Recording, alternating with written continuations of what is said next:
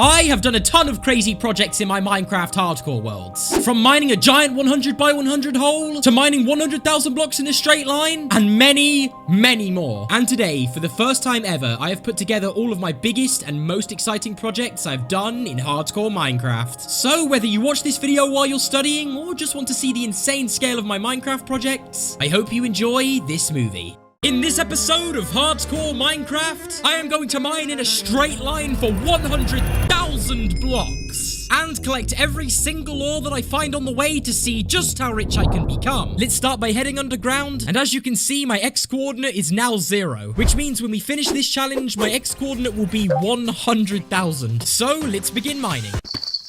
Yep, this is definitely gonna take longer than I thought.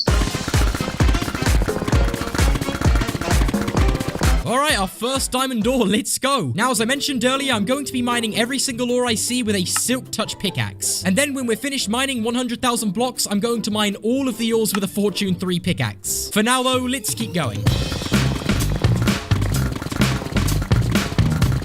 Guys, we have a problem. I've just reached 1,000 blocks mined and my pickaxe is about to break. And to make things even worse, I have nowhere to store all of the ores I'm collecting. So what I'm going to do is make myself a ton of diamond pickaxes, upgrade them to netherite, and get a bunch of XP so that I can enchant them all. And this should hopefully be enough to mine 100,000 blocks in a straight line. Let's now head to the end and get our hands on a ton of shulker boxes so I'll be able to store all of the ores I'm going to collect. Now this is exactly what I'm looking for. Hey! There we go, we now have 20 shulker shells, which means that we can go ahead and make a bunch of shulker boxes. Alright, we now have everything that we're going to need to mine 100,000 blocks in a straight line, so let's head back underground and continue mining. Only 99,000 blocks to go. Oh, why do I do this to myself?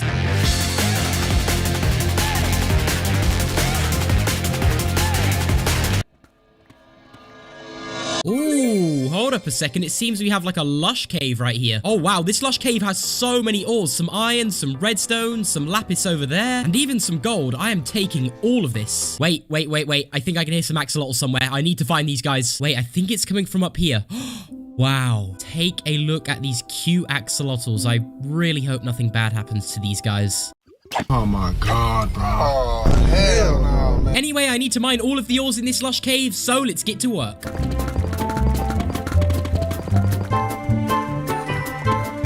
And perfect. Now that we've mined all of the ores in this cave, let's head back to mining in the straight line. And is that a mob spawner? Oh, it is. Wait a second, what is that?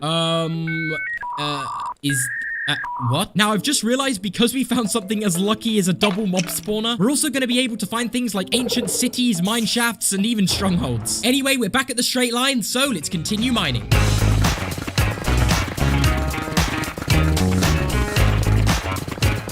We have stumbled into another cave, but this one is absolutely giant, which means it's filled with tons of ores. And speaking of ores, let's check how many we've mined so far. So as you can see, not only do we have one full shulker box of ores, we almost have 2 full shulker boxes filled with ores. And if we take a look, I've only mined around 4,000 blocks, so just imagine the amount of ores we're gonna have when we're done. Anyway, there's way too many mobs in this cave, so let's get out of here. Ouch. At this point, I hadn't made much progress, and knowing how difficult mining 100,000 blocks in a straight line was going to be, I decided to return to the straight line and continue mining as much as I could.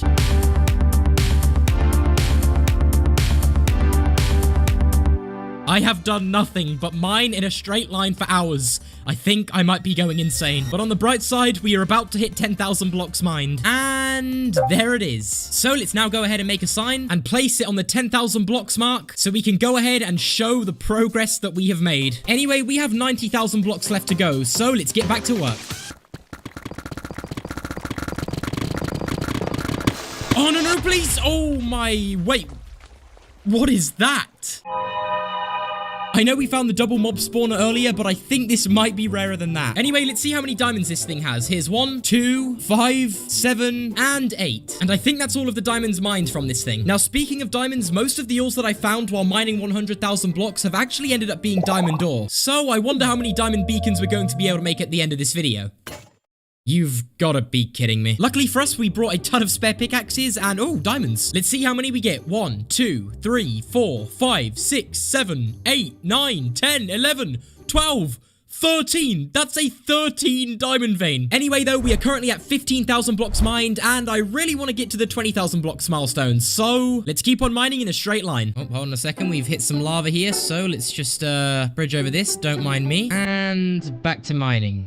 This is seriously gonna take forever. Let's just keep on mining.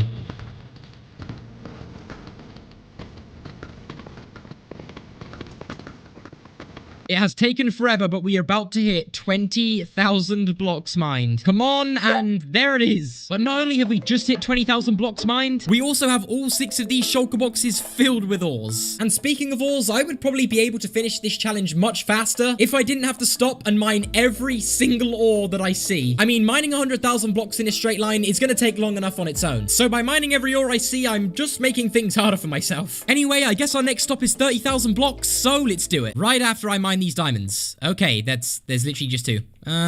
Okay, let's go.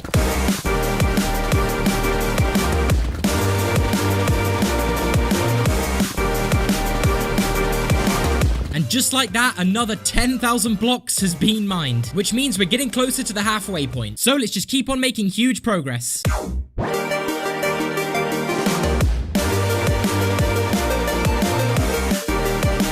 This is the weirdest mineshaft I have ever seen. I mean, it's on fire. And just when I thought this thing couldn't get any weirder, there is literally a zombie spawner in here. And inside the chest we have, oh wow, we have 3 music discs. And another one in here. I think we've just got really lucky finding all of these. So you know what? I'm storing them all in this shulker box. Ooh, this cave also has a giant amethyst geode.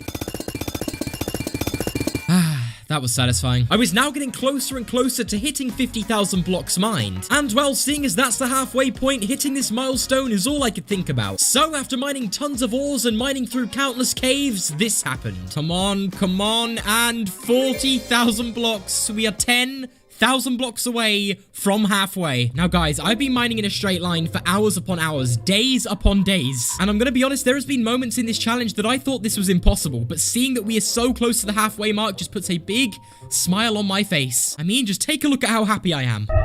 Yep, I definitely think doing this challenge has made me insane. Anyway though, we found another cave, which isn't surprising. And it contains like 1 million mobs.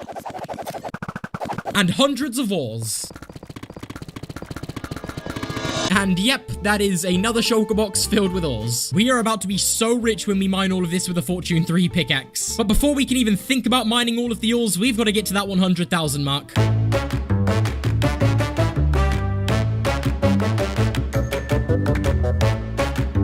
Let's check how many blocks we're at. Oh my goodness, yes. We're actually going to hit 50,000. Let's go. You guys have no idea how long I've been mining. It feels like years. All right, here we go. Just a little more mining. And yes, we are halfway to 100,000 blocks. Now, before we finish this challenge and get to 100,000 blocks mined, I need somewhere to place all of these ores because we are running out of space in the shulker boxes. And luckily for us, I have just the idea. So let's head home.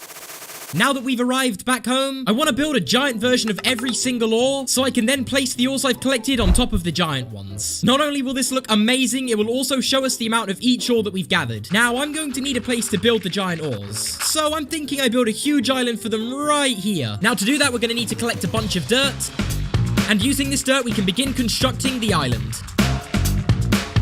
Alright, now that we have space to build the giant ores, let's actually begin gathering the resources we need to build them, starting with some wool. Next, we'll get some terracotta. We're also going to need a bunch of different colors of concrete, and thanks to the concrete machine, we can get all of this pretty quickly. Another thing that we need is some deep slate, and finally, I'll go ahead and grab all of the other random blocks we need. Alright, now we have everything. Let's start by building an outline of where we want each giant ore to go. Just like this. Now, we'll start by making the giant diamond ore. Now, to make sure I build it correctly, I'll place the actual diamond ore right here so I can see what it looks like. All right, let's do this. I really have no idea how this is gonna go. I mean, I feel like we're doing a good job. Okay, we're almost done and perfect. Let's see what it looks like. All right, here we go. Oh, okay. That actually looks like diamond ore. I'm actually kind of proud of myself. So for that reason, we'll go ahead and complete the rest of the diamond ore. Alright, now we've finished building one giant ore. Let's get to work building the rest of them, starting with gold ore. And next up, let's build the iron ore. And of course, next to that, we'll build the giant lapis. And finally, the giant redstone ore. And just like that, we have built all of the giant ores, which means we can finally place down all of the ores that we have collected so far. So let's go ahead and do it just like this. And wow, that is a crazy amount of ores. In fact, by doing some quick calculations, I found out that in total so far, we have collected 15,704 ores, which is just insane. I mean, if this is what we have now, just imagine what we're going to have when we're finished mining 100,000 blocks. And not only that, I also can't wait to see how rich we get when we mine all of this with a Fortune 3 pickaxe. For now, though, let's head back down to the straight line because we still have another 50,000 blocks to mine. Wait. Are we under an ancient city right now? Wait, am I gonna summon a warden if I keep on mining? I guess let's just find out. Guys, I did summon a warden and it's right above us. Can it hit me through blocks? Oh, okay. No, not like this. Not like this. I've come too far to die right now. No. On a serious note, though, I don't know what to do. If I just crouch past it like this, will I be safe? It is literally right above us. I have the blindness effect. Okay, no. I really don't know what to do. I can't go back to mining in a straight line because the wardens are in the way, and it's not like I can mine around the wardens because then I wouldn't be mining in a straight line. So I think what I've got to try and do is move the wardens out the way somehow. I believe it's somewhere over there. Why can't I see it? You've got to be kidding me. Okay, there's no way. What am I supposed to do? Like, literally, what am I supposed to do? Okay, we've ran into a problem. The warden's not going anywhere, so you know what? You guys can stay over there, okay? I'm just gonna spend my time mining some more ores. So that's exactly what I did. I explored around this cave, mining all of the ores in sight. And, well, luckily for me, by the time I got back to the straight line, the wardens had disappeared. Now, at this point, I could go back to mining in a straight line peacefully. But something was telling me there was an ancient city nearby. I mean, every corner I turned in this cave, there seemed to be some sort of sculk block. So, with this in mind, I continued searching around the cave and found this. Yes, an ancient city. I knew it. I knew there would be one around here somewhere. Let's see if we can get lucky and try and find some enchanted golden apples. This is literally my first chest. I will take it. Alright, so the good news is we found 5 enchanted golden apples, and, well, the bad news is I'm summoning a bunch of wardens, so I need to get out of here, which means back to the straight line we go. Oh, wait a second, I'm way above 60,000 blocks. I must have just completely missed it. I guess the only thing we can do is keep mining forward, so you know what? Let's keep on making as much progress as we can.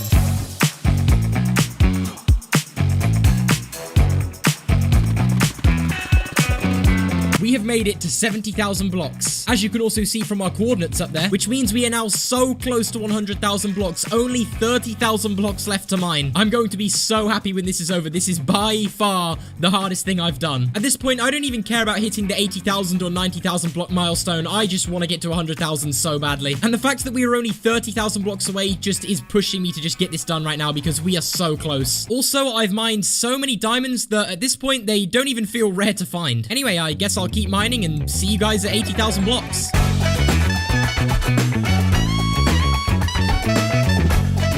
And there it is. Let's go. We now only have 20,000 blocks left to go. So 100,000 blocks mark, here we come.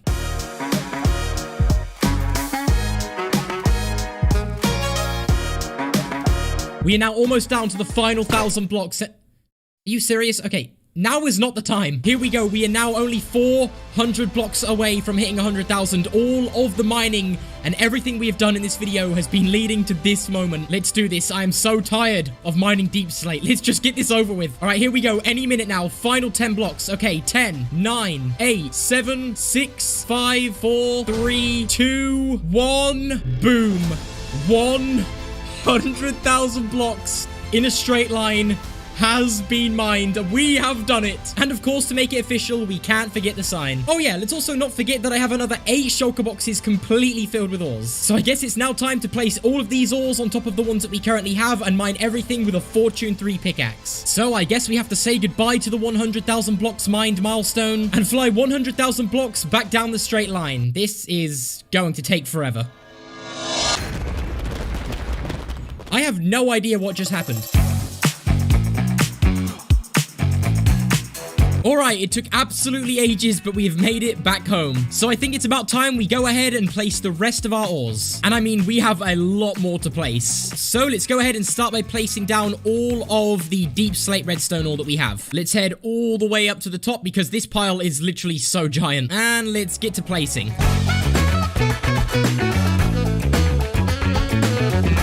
And that is all of the redstone placed. Now, is having too much redstone even a thing? I mean, we have just an absolute ton. All right, next up, we'll go ahead and place all of the lapis. So let's just grab everything we have in our shulker boxes. Now, surprisingly, we don't have a lot of lapis. So placing all of this shouldn't take long. That is all of the lapis placed. So next up, we'll get to placing down all of our iron.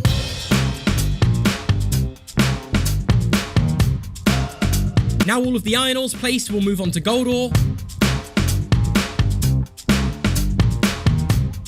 And finally, let's go ahead and grab all of our diamond ore and begin placing all of this down. Now, out of all of the ores that we have collected, I am most excited to mine all of the diamonds with our Fortune 3 pickaxe, because I'm kind of interested to see how many diamond beacons we're going to be able to make. So with that being said, let's go ahead and finish placing all of our diamond ore. Alright, so we have now finished placing every single ore that we have collected from mining 100,000 blocks in a straight line. And also, if my calculations are correct, we currently have in total 28,616 ores, which is just a crazy amount of ores. And I now have to mine all of them. So let's do it. But seeing as there is so many ores, it would probably help if I had a haste 2 beacons. So let's move this one over. Just like this, and we'll also make sure to give it haste too. Also, another thing I quickly want to do before we go ahead and mine all of the ores is make a bunch of chests and then place them down so I have somewhere to store all of the things we're going to mine. All right, let's start mining from this side, meaning we are going to begin with mining the redstone. Really quickly, let's make sure we're using our Fortune 3 pickaxe. Okay, we are. Also, to make things easier, I'm going to keep on crafting all of the redstone into redstone blocks. And as we go, we can just store it in our shulker box to make things easier. But apart from that, let's just keep on mining.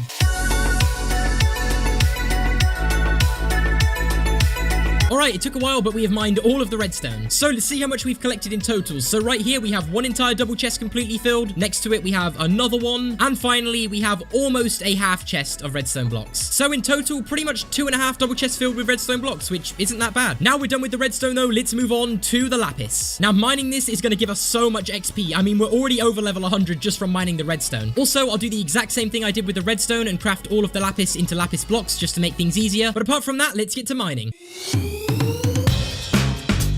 Alright, the lapis has been mined. And in total, we got pretty much one entire double chest filled with blocks of lapis. So I think it's safe to say I have pretty much enough lapis to do unlimited enchants. Anyway, let's now head all the way up to the top of the next pile, because it's time to begin mining all of our iron. And boom, just like that, all of the iron has been mined. Now let's put the last few pieces in here and add up how much we have in total. Okay, let's take a look. So we have one double chest filled with iron right here, a second one right here, a third one, and okay, so we have three and a bit double chest completely filled with iron. So we are now down to mining the final 2 piles of ores. Wait a second, I've just realized because mining gold ore doesn't give me XP, my pickaxe is probably gonna break soon. So let's quickly fix up our pickaxe and get back to work. We've mined all of the gold, so let's go ahead and move over all of the gold that we've mined into the double chests. And now that we've done that, let's see how much gold we have in total. So we have one double chest right here, a second one right here, a third one, and okay, so we pretty much have 3.5 double chests completely filled with gold, which is pretty crazy to think about. Anyway, now it is time to mine the pile of diamonds. All of the other ores have been mined, so let's go ahead and do what I am most excited to do, and that is to mine every single piece of diamond ore that we have here with a Fortune 3 pickaxe. Now guys, go ahead and guess how many diamonds you think I'm going to get from this entire pile. I'm going to go ahead and say my guess. I think that we're going to get around 2 double chests completely filled with diamonds. And the reason I think that is because we've not even mined 1 entire layer and we already have 2 stacks. Anyway, we are now a few layers down of the diamond pile and already we have filled an entire shulker box with diamonds. I think I'm probably going to get a lot more diamonds than I expected. Anyway, let's just keep mining diamonds. So we're getting closer and closer to the bottom of the pile, and we already have 2 entire shulker boxes filled with diamonds. So it's looking like we may fill up more than the double chests that we have here. Anyway, though, let's just keep on going. All of the diamonds have been mined, so let's go ahead and see how many we have collected in total. So let's transfer all of these diamonds into the double chest just like this. And oh my, we have completely run out of space in both chests. I guess we'll have to borrow one of these shulker boxes to put right here and fill that up as well. So in total, the amount of diamonds we have collected from mining 100,000 blocks in a straight line is not only one entire double chest filled with diamonds, not only two entire double chests of diamonds, but two double chests plus the amount that we have in this shulker box right here. And now with all of these diamonds, let's see how many diamond beacons we can make. So yeah, we can make 5 diamond beacons with all of the diamonds we collected. I mean, just take a look at that. We are so rich. Well, technically they're not beacons yet because they are missing the actual beacon itself, but look, that's not the point. The point is we can actually make 5 diamond beacons. That is crazy. Anyway, I think it's safe to say that we aren't going to have to go mining again for a very long time. And I think I can now say I am one of the richest hardcore Minecraft players. Anyway, though, I have a lot of stuff to smelt, so I'll see you guys in the next one. In this episode of Hardcore Minecraft, I'm going to mine a giant 100 by 100 area all the way down to bedrock, so that I can not only get a bunch of valuables, but also a huge space to build farms. Now, the first thing we need to do is mark out our 100 by 100 space. I think right here is perfect.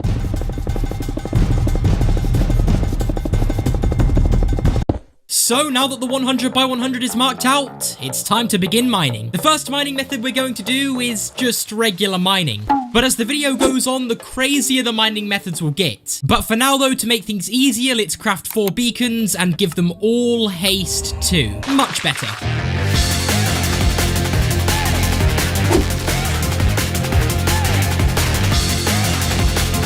Oh my, this is so satisfying.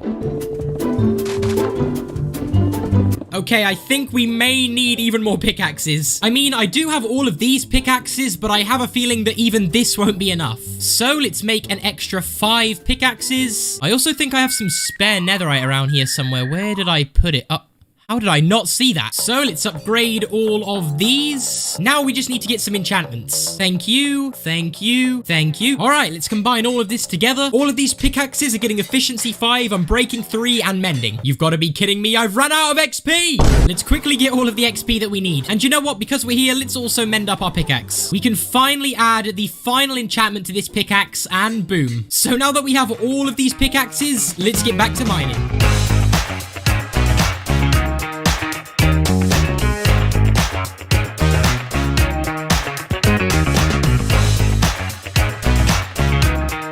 Alright, so we are making some pretty good progress. I know we have a long way to go, but when this thing is done, it is going to look absolutely crazy. Now, another thing I'm going to do while I mine this 100 by 100 is collect every single ore that I find with a silk touch pickaxe. And of course, there's only one place we can store all of these ores. On top of the giant furnace. So let's go and place all of the ores I've collected so far. And boom. So this is everything that we have collected so far. So throughout the video, we'll keep on adding to this pile. And then at the end, we can mine all of it and see how much we get. But now that we're back at the 100 by 100, I want to test something out. You see, a Minecraft chunk is 16 by 16 blocks wide. And what I want to do is take a chunk out the corner of this 100 by 100 and time how long it takes to mine it all the way down to bedrock. And that way we can get an idea of how long this entire project will take us to finish. So let's start the timer.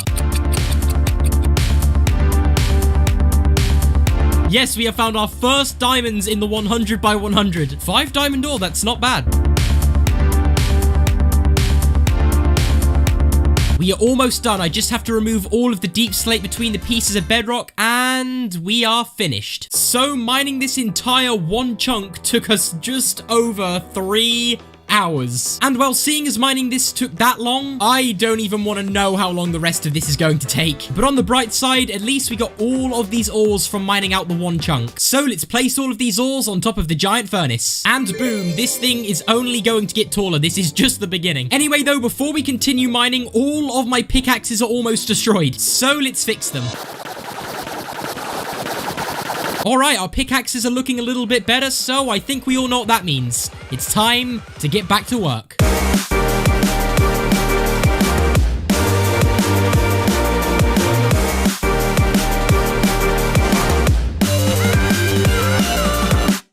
Guys, this truly is taking forever. The only thing that's keeping me mining at this point is just knowing how cool the end result will be. Oh, and also, while I was mining, I stumbled across this. I'm gonna have to patch that up later. But for now, there are a ton of ores I need to mine.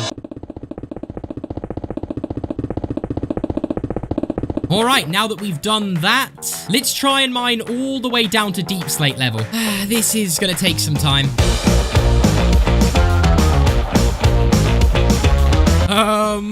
Are you guys okay? I mean, what is going on? Is this supposed to be happening? They're literally not even shooting their bows or anything. Hey!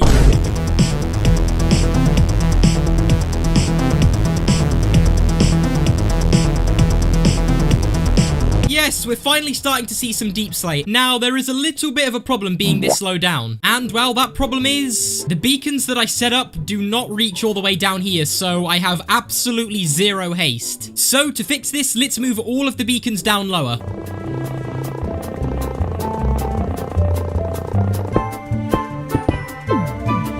Alright, the beacons are now in their new positions, and that of course means we can go back to mining fast. And is that an amethyst geode? Oh, it is. Wait, hold on just a second. That means now that we're down at deep slate level, not only are we going to be finding amethyst geodes, we'll also be able to find things like mine shafts, mob spawners, and maybe even a stronghold, who knows. But anyway, now that we found this amethyst geode, I think we all know what needs to be done.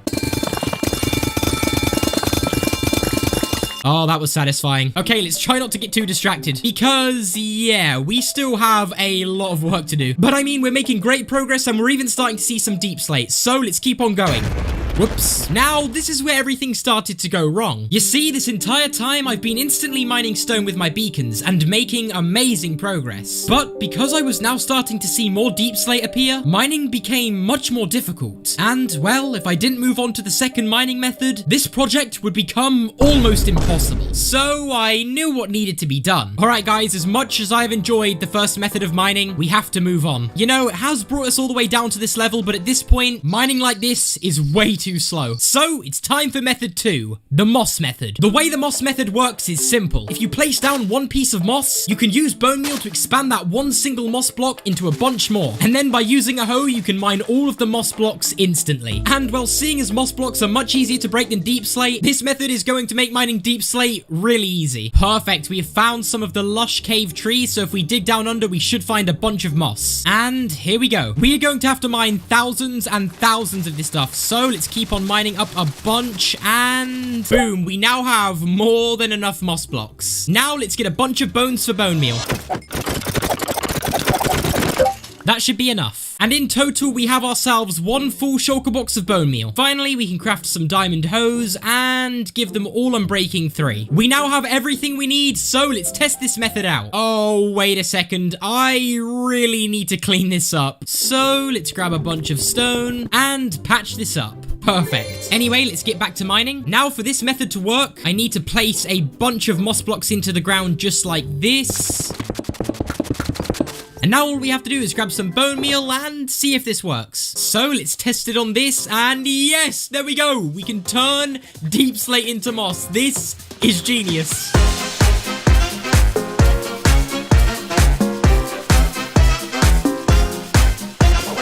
And there we go. So I think everything should now be covered in moss. This has to be one of the craziest mining methods I've ever seen. I mean, just look at this place. So instead of mining deep slate this slow, we can now just get our diamond hoe out and mine all of this instantly. This has to be my favorite method of mining.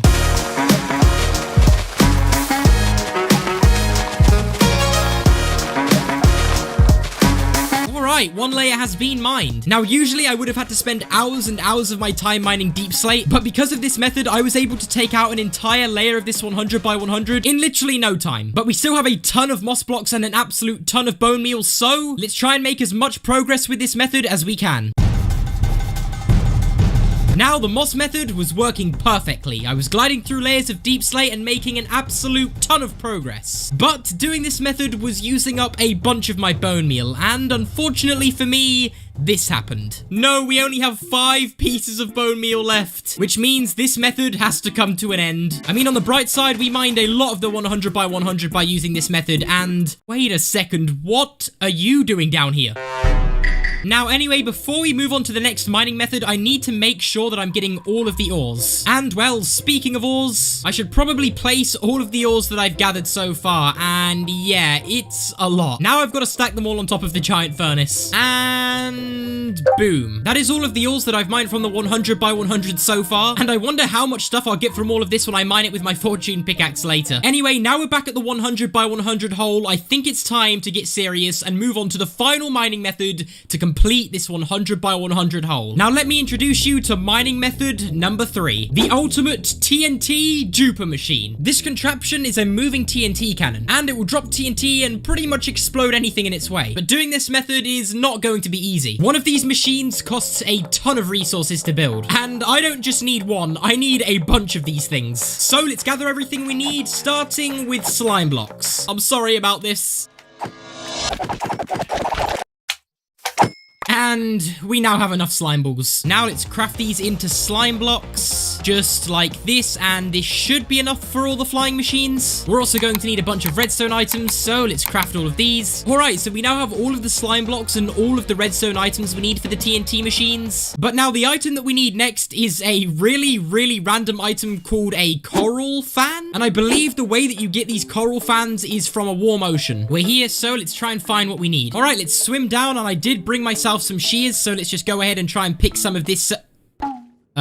Wait a second, maybe I have to use silk touch. Oh, there we go. Now, the problem is there is so many different types of coral, I actually have no idea which one I'm supposed to get. You know, I'm just gonna grab a bunch of yellow ones and just hope they work. All right, we have 11 so far. Let's just grab a few more. And there we go. So I think 35 should be enough. Next up, we need some obsidian, craft some mine carts. And finally, let's gather a bunch of sand to, of course, make all of the TNT that is going to be used in these flying machines. We now have everything we need, so let's attempt to do this. Now, some of you guys may know I suck at redstone, so be prepared for this to go very wrong. So the first thing we need to do is build 10 blocks from the ground.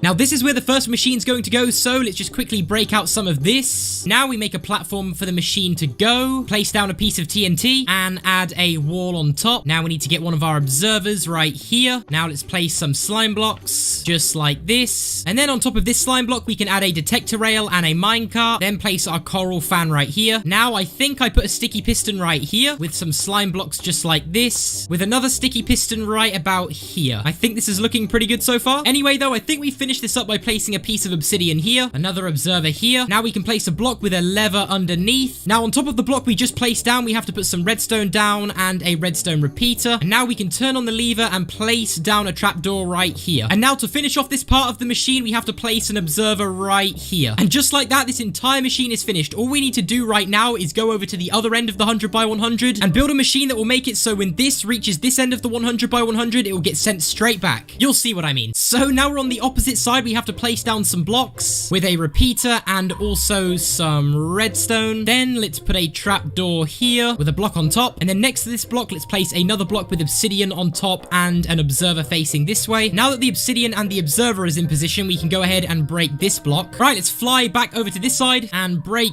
all of the blocks underneath the machine. And now I think we are all ready to use these machines. I am very scared to do this. No! Oh, no, what have I done? Wait, no, what did I do? Okay, I may have accidentally sent the machine off, and I had no idea it was going to work, and it's working. I didn't even mean to break that piece of redstone. Whoa, look at the amount of deep slate it's already breaking. Now let's just hope that this machine gets sent back the other way, and yes, it actually works. Now, there is just one problem I'm having with the machine. I don't actually know how to turn it off and make it stop. I've turned off the lever, so I'm hoping it will stop when it gets here. Come on, and please stop. Oh my, how do I stop this thing? Okay, what happens if I just turn this on? Yes, there we go, it stopped. So now that we've got one of these things working, let's build 10 of them.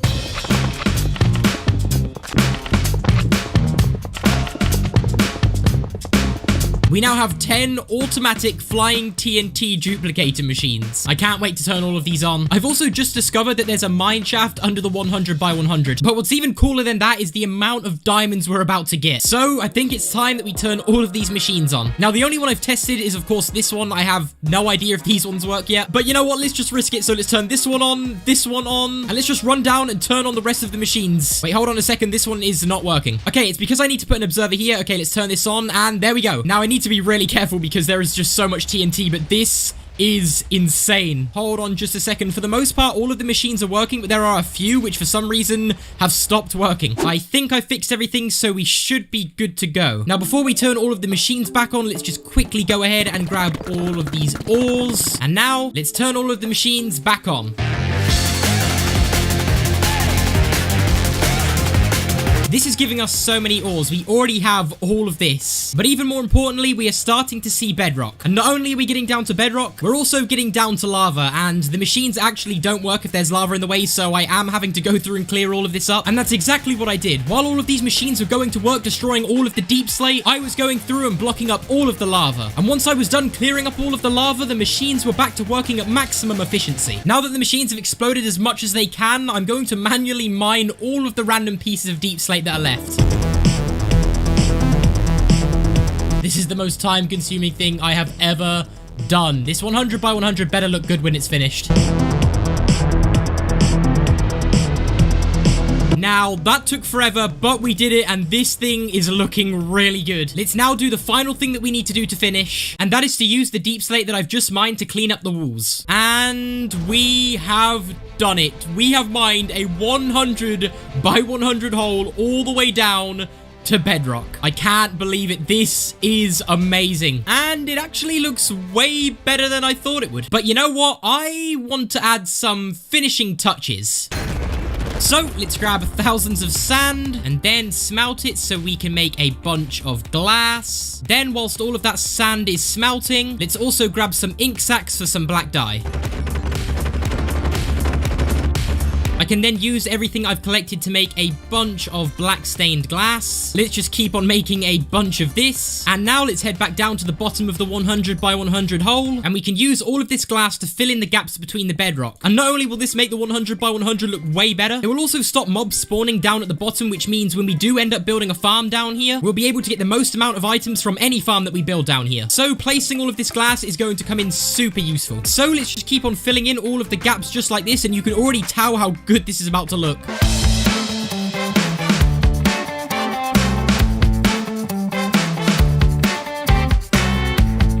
We are about halfway done with the glass, and look how good this is already looking. I mean, from up here it looks way better, but we do have to finish this area right here, so let's do it. Alright, we have officially placed all of the glass, which means we are done with the 100 by 100 hole. Take a look at this. This has been such a crazy project, and I'm so happy that it's done. Wait a second, why are the beacons still here? Let me just get rid of these real quick. Alright, this place is looking a lot better without all of the beacons. Oh, and also make sure you guys comment down below some suggestions of what you think we should build down here in the 100 by 100 hole. I do already have some ideas myself, but I really want to hear what you guys think as well. Now, of course, though, throughout this whole entire process, we did silk touch all of the ores that we found in the 100 by 100 hole. So let's go ahead and place all of the rest of the ores that we have. So let's just stack them all on top of each other. And this is everything. So let's get our fortune pickaxe and mine all of it. Let's start from the top and mine all the way down.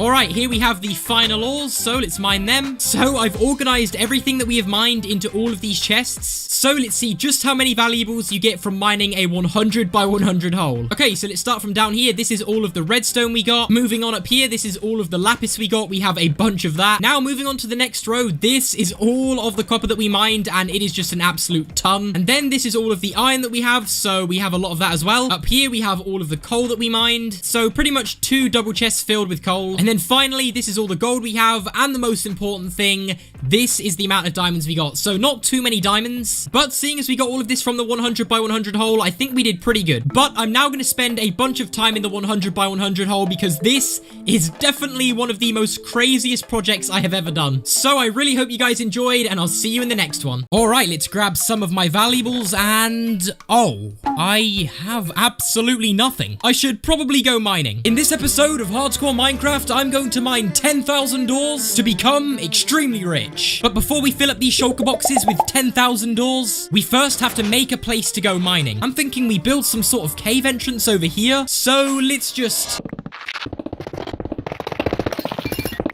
Okay, this is everything that I need to build the mine. So let's just mine a small chunk out of the ground, add some ores and some spiky bits for decoration, I guess. The mine entrance itself, a blast furnace area, and finally a moving minecart with a chest inside for some extra storage.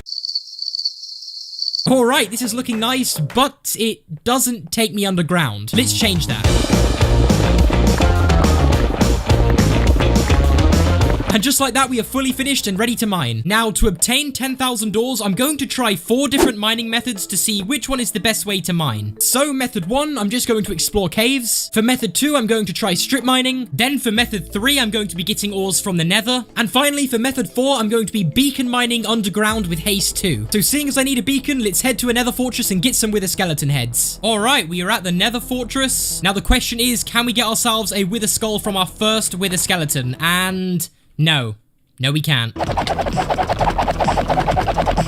Okay, so I'm trying to get some wither skeleton skulls and take a look at this. Is this amount of wither skeletons normal? Because I have never seen this amount in my life. This is absolutely crazy. Like, take a look at this. There's like hundreds. Okay, I just took all of them out and I didn't get a single wither skeleton skull. You've got to be kidding me. Come on, and oh, we actually got one. Hey, stay back. So we have our first wither skeleton skull. Only 2 more to go. Okay, there's 4 wither skeletons here. Surely one of you guys have to drop one. Yes, we got our second one. Now, I doubt any of these guys are going to drop one, but we can still try. No way!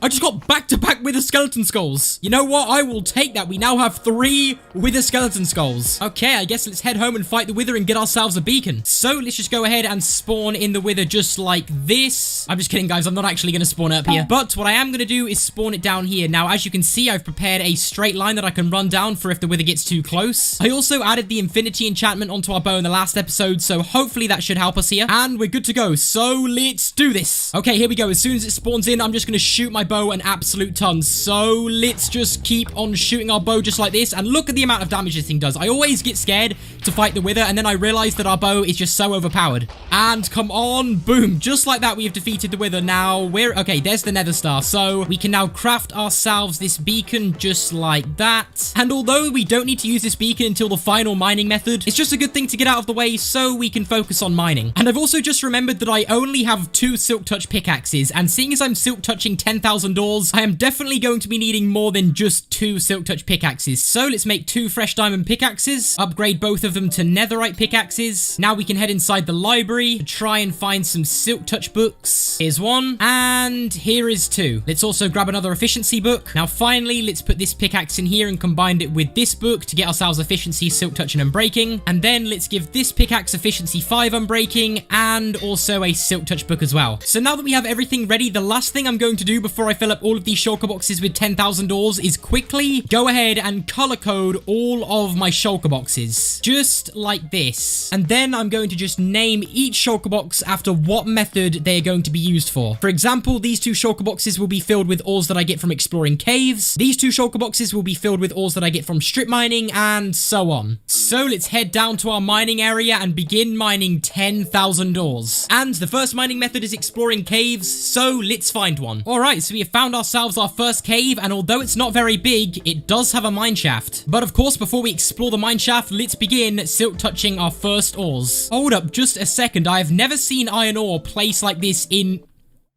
Wait, what is that?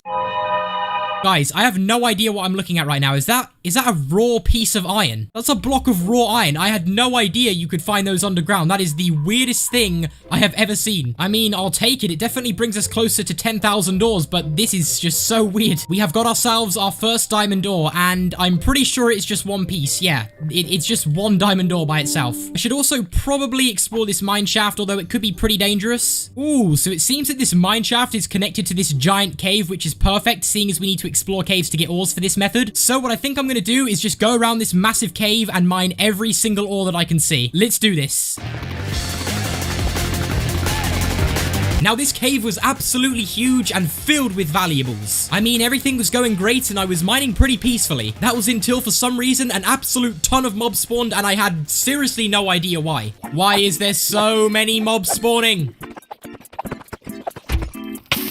Well, that was fun. On the bright side, at least I found some axolotls. I have been exploring caves and mining for absolutely ages. So let's just quickly grab these diamonds and finally pick up these pieces of redstone. So if I've done the maths correctly, we should be able to move on to the next method of mining, which is of course strip mining. In this shulker box, we have pretty much filled it up, and this is just all of the ores that we have got from exploring caves. Just take a look at that. And let's also not forget about this shulker box as well. So in both of these shulker boxes combined, there is over 2,500 ores, which means we are now a quarter of the way there to getting 10,000 ores. But now that we're done with exploring caves, let's move on to strip mining. Now, I'm just going to go ahead and say this is definitely the method where we're going to find the most diamonds, because I am mining at diamond level, and would you look at that, we've already found some diamonds. Now, I have a lot of strip mining to do, so let's get to work.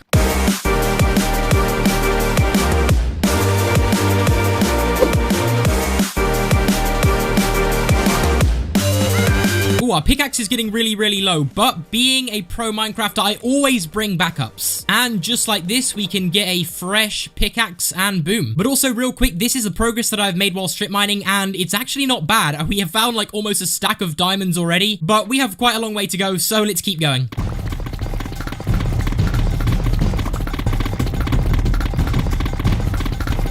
Now guys, I don't know if you know this, but mining in a straight line for just ages, it's not the most fun thing to do. But I need the resources, so I really don't have much of a choice. You know, the only thing keeping me mining at this point is just imagining the amount of valuables we're about to get with all of this when I finally get to mine it with my fortune pickaxe. What am I doing?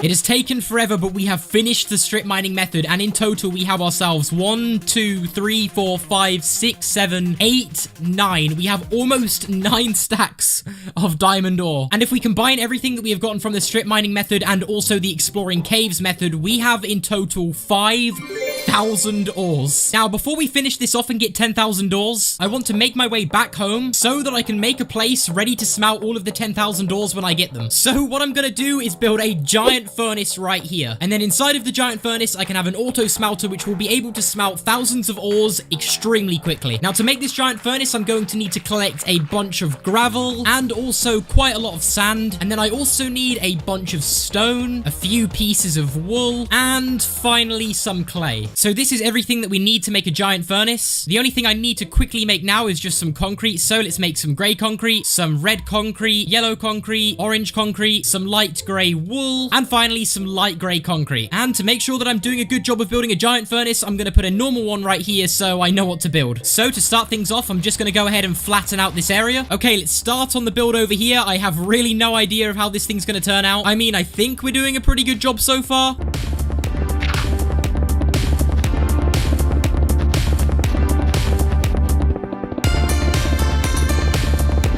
You know what? I'm actually pretty surprised. I don't think it looks that bad. I mean, it's really hard to make it look exactly like a normal furnace, but you know what? I think I've done a pretty good job. Now, what I want to do for this bottom bit of the furnace down here is actually make it look like this furnace is turned on. So I'm going to grab some orange, red, and yellow concrete, and I'm going to try my best to make it look like this furnace is being used just like you would see on a regular furnace.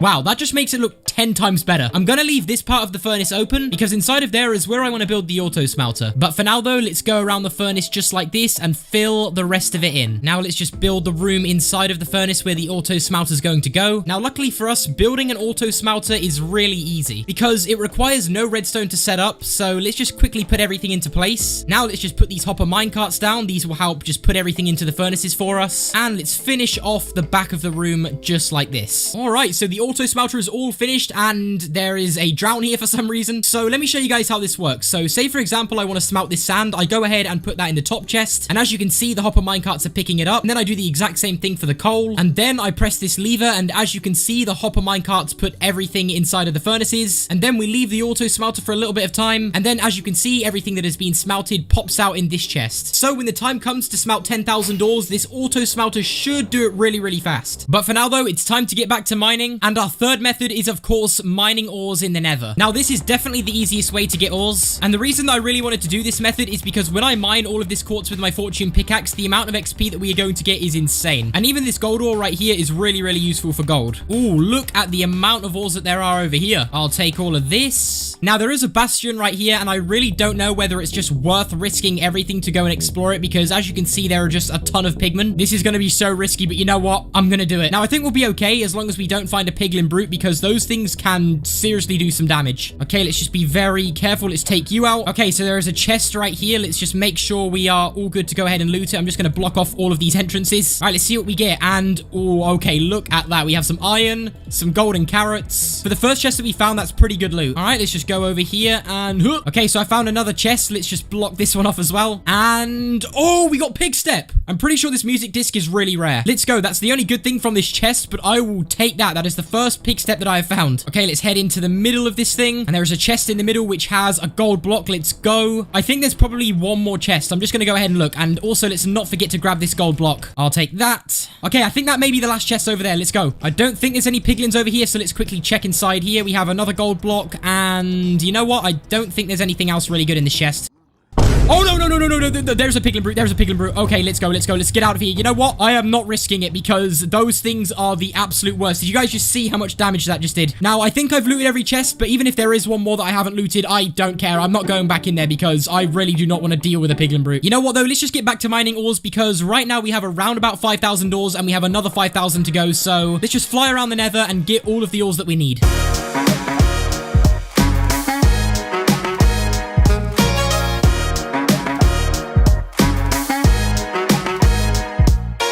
And just like that, we have all of the nether ores that we need. So we have all of the quartz and all of the gold. But even more importantly, our total amount of ores is now at 7,500, which of course means we only have one method of mining left to do, and this next mining method is about to be the most satisfying one out of them all, because, well, the next mining method is mining with a beacon. And in case you're wondering why this is about to be so satisfying, well, let me show you. But first, I sort of have to borrow these diamond blocks from this beacon because I don't have enough blocks to build another one. So let's move the beacon down here, and then of course, let's give the beacon haste 2. Okay, now this is the reason this mining method is about to be the most fun and most satisfying.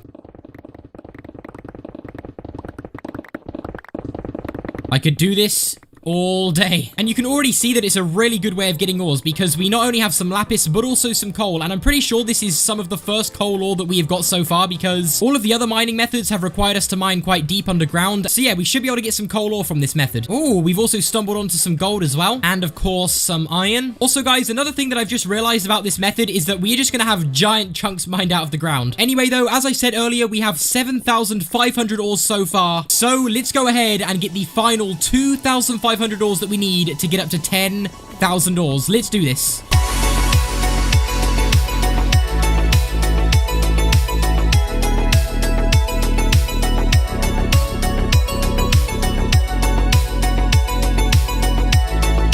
Okay, so this is how much we have mined of this place, and it is just looking destroyed. And hold on just a second. Did I really walk past some diamonds without realizing? How many have we got here? We have 1, 2. And is there any more hidden behind? And yes, there's another 2 here. So in total, 4 diamonds that I completely missed. Now, I'm going to be honest, this method has really surprised me. I didn't expect it to be that good, but I seriously cannot stop finding ores. Anyway, though, let's check on the progress so far. So if we put all of these ores in this shulker box, we have almost 1 full shulker box. So we're making really, really good progress. And we have just found an amethyst geode.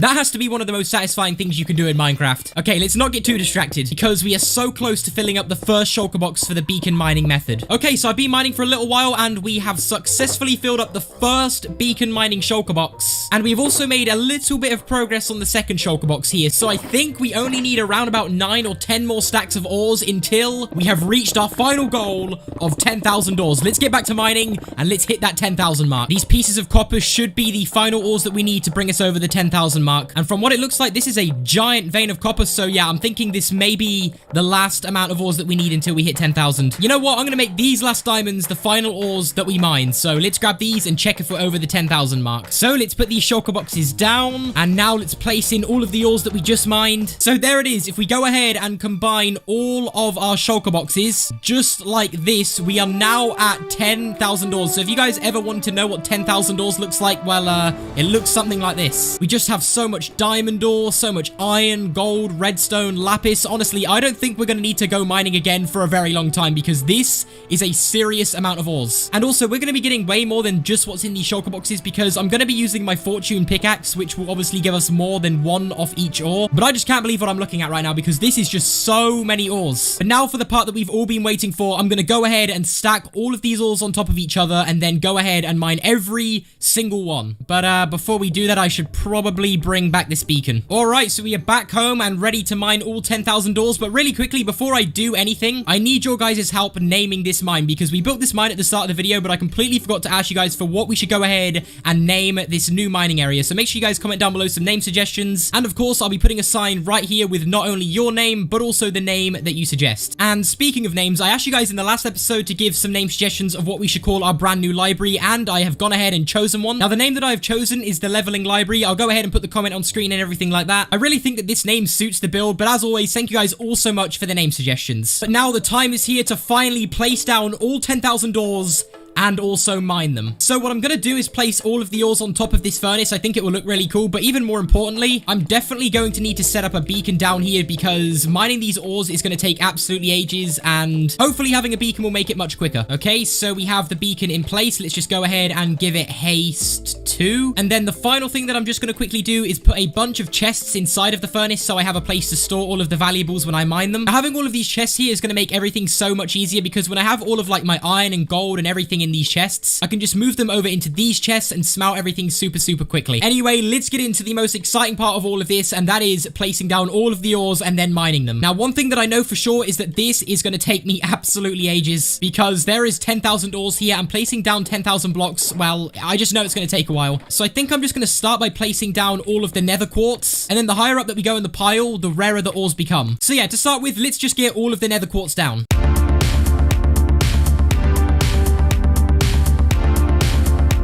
This is all of the nether quartz, so let's move on to placing the nether gold ore. So now that we've placed down all of the nether ores, seeing as the higher up we're getting, the more valuable all of the ores are going to become, I think next would be a pretty good idea to start placing down all of the copper. And when I say there is a lot of copper, I seriously mean there is a lot of copper, so I have a lot of placing to do. That's all of the copper placed down, so let's move on to coal. And we can now move on to redstone. Okay, we're almost done with the redstone, and boom, we can now move on to lapis. That's all of the lapis done, so we can now place down all of the iron.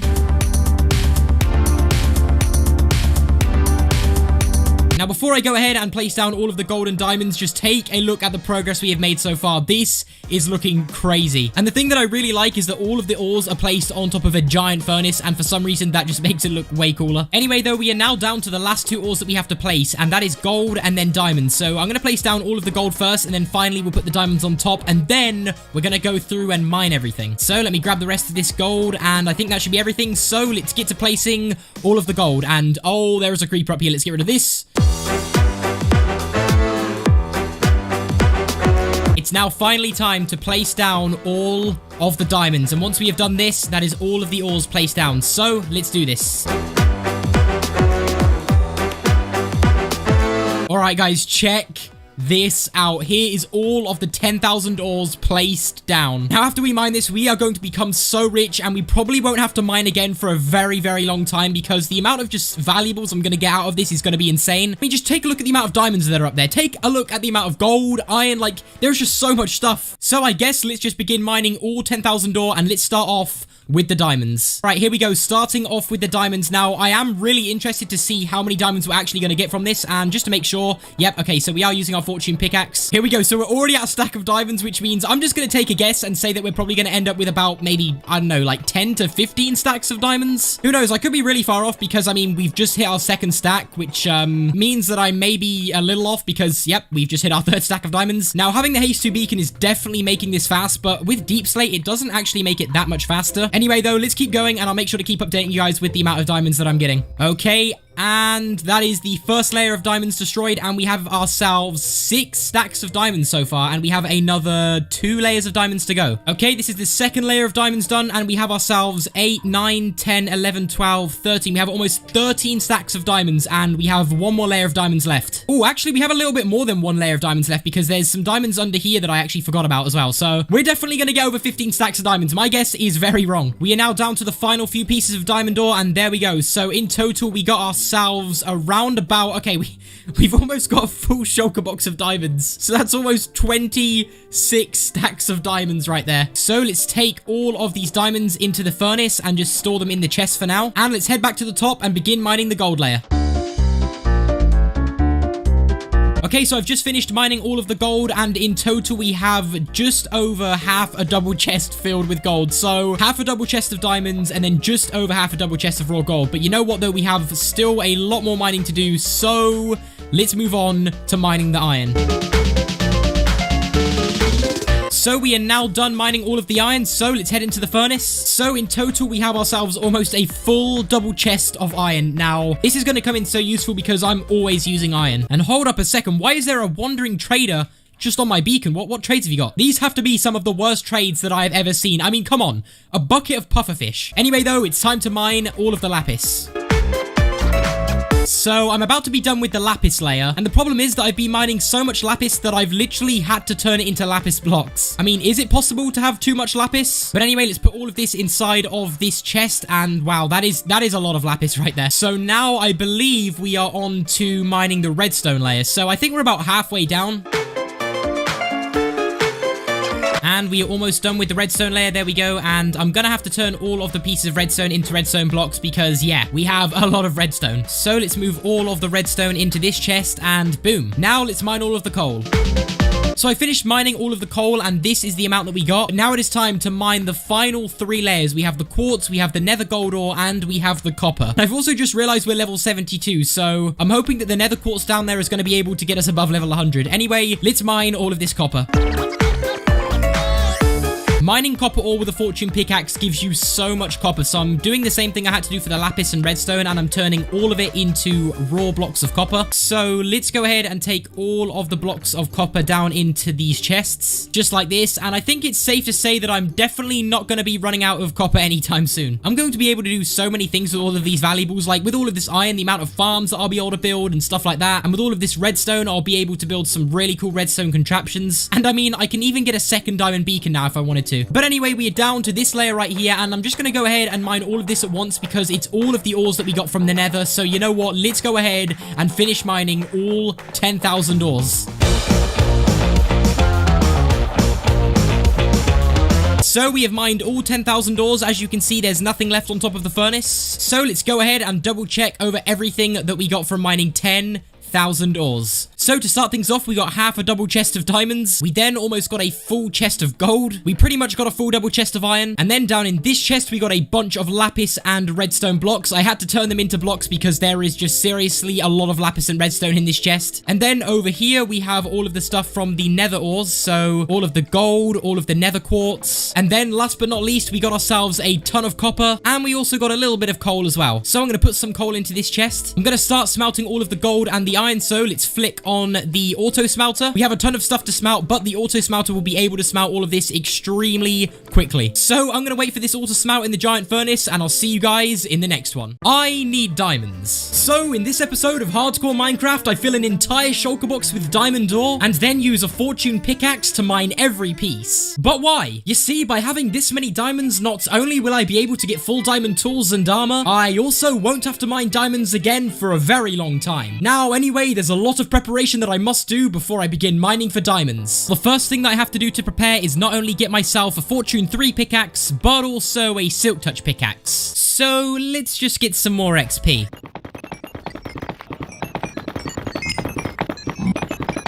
Okay, let's see if we can get Fortune on our pickaxe. But the thing is as well, I don't only want Fortune 3. I want Fortune 3 as well as Efficiency 4 and Unbreaking 3. Because then we will have ourselves the best pickaxe we can get. So let's grab some lapis. Okay, our first enchantment says Unbreaking 3 and we get... Okay, we're missing efficiency. It's okay though, we have a few more levels to go. Come on, don't let us down, enchantment table, please. And, okay, I'm running out of levels. Please do not do this to me. Okay, we just need a little bit of luck on our side. And, okay, last try. Can we do it? Can we do it? And, oh wait. Fortune 2. I need Fortune 3. You've got to be kidding me. Well, you know what that means? We've got to get more XP. Can we just take a look at the size of this ruined portal? This thing is absolutely huge. Anyway, though, let's check out the chest. And we have ourselves... Oh, okay. I will take that. We have got ourselves our first enchanted golden apple. Let's try re-enchant our pickaxe for the 1000th time. And Fortune 2. It's already a bad sign. Silk Touch. Okay, come on. Yes. All right, there we go. We have an Efficiency 4 Silk Touch pickaxe. Now all we need to do is get the Efficiency 4 Fortune 3 Unbreaking pickaxe. And seeing as my luck is absolutely terrible with enchantments today, I'll be back when I have the perfect enchantment on this pickaxe. Finally!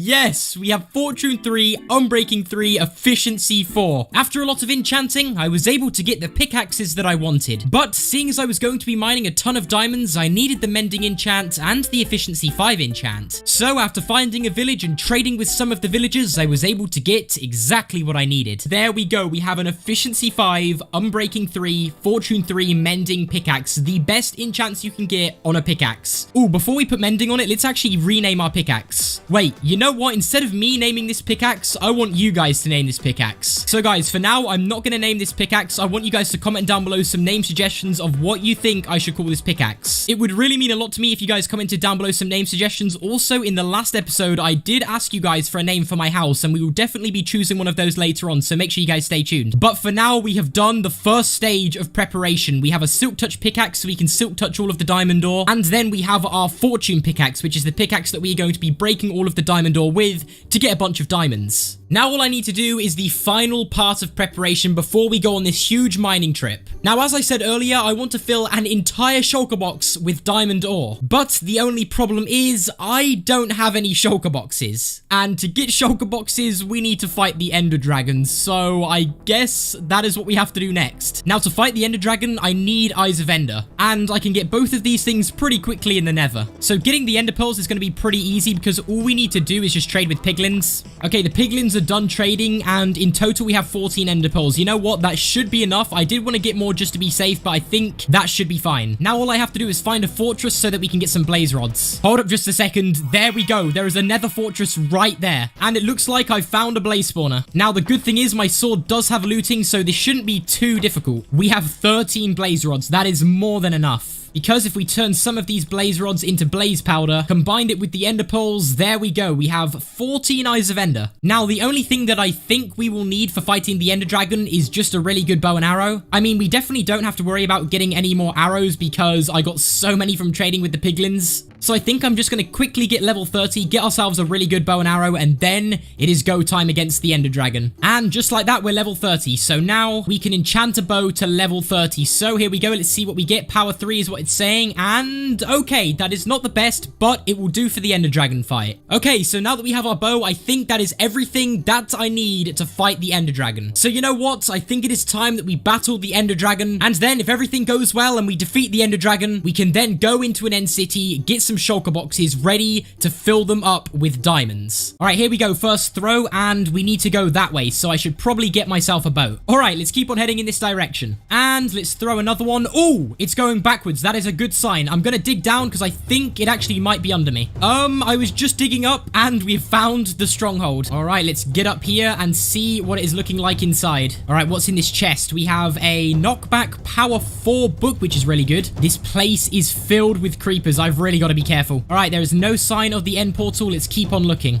Okay, so we found the library, which is really, really good because we can get really good enchantment books. I mean, take a look at that. We've got an efficiency 4 book. But although I found the library, I still cannot find the actual portal.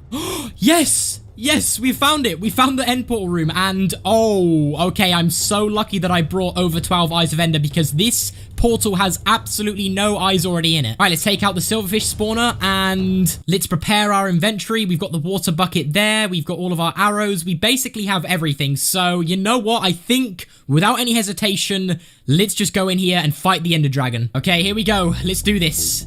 Boom. Here we go. Let's do this. Okay, so good news is we have a really good spawn. Let's head up here and let's just, you know what? Let's start by focusing on the end crystals first. Come on. Yes.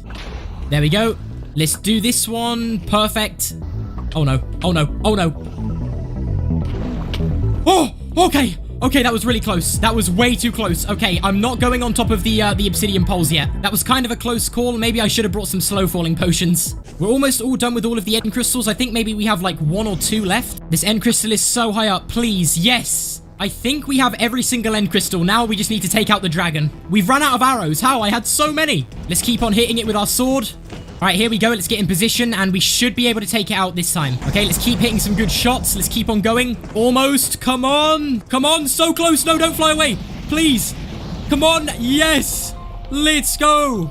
There we go. We have defeated the Ender Dragon.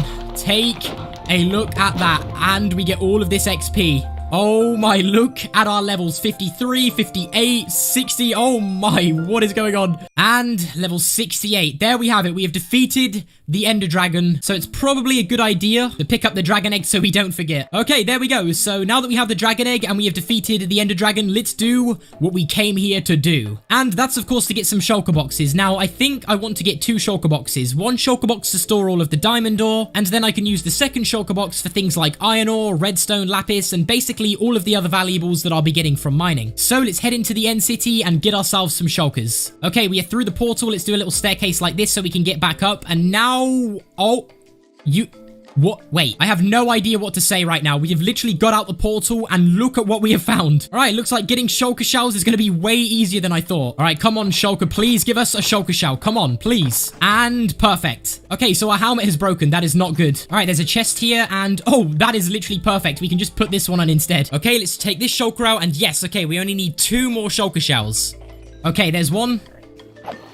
And there's 2. Okay, we have the 4 shulker shells, so let's head back home. All right, we're back home, and I think for now, we're just going to put the dragon egg there. We'll do something better with it later on. Let's also turn these shulker shells into shulker boxes. And I think it would be a cool idea if we make one of the shulker boxes light blue, and this is the one that we store all of the diamonds in. All of the preparation that we have been doing in this episode is now done. We have both of these super overpowered pickaxes that we're going to be using in this mining trip. And we also have both of these shulker boxes that we're going to be storing everything in during this mining trip. That means it is now time to go mining for a bunch of diamonds. So what I'm going to do is put a trapdoor here and mine all the way down to diamond level.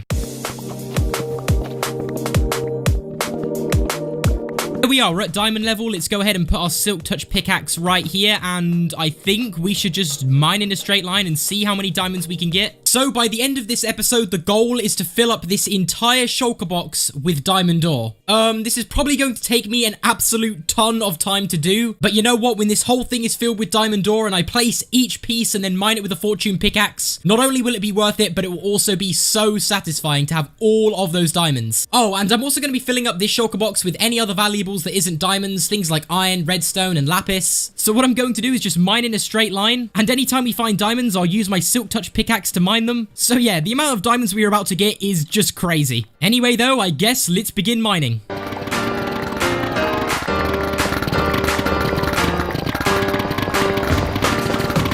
Would you guys just take a look at what we have here? We have found our first diamonds. So we bring out the silk touch pickaxe and let's see how many we get. 1, 2, and 3. Okay, so we found 3 diamonds and that marks the start of this mining journey. Let's go ahead and keep these in this shulker box and continue mining. It seems we have found a cave while mining. Let's see if we can find any diamonds in here. This cave is filled with so much redstone. I mean, what is going on? Redstone is good because the XP we get from it does mend our pickaxe. But of course, what I really want is diamonds. Here we go again. There's just so much redstone. Okay, guys, you're not going to be able to guess what we found in this cave.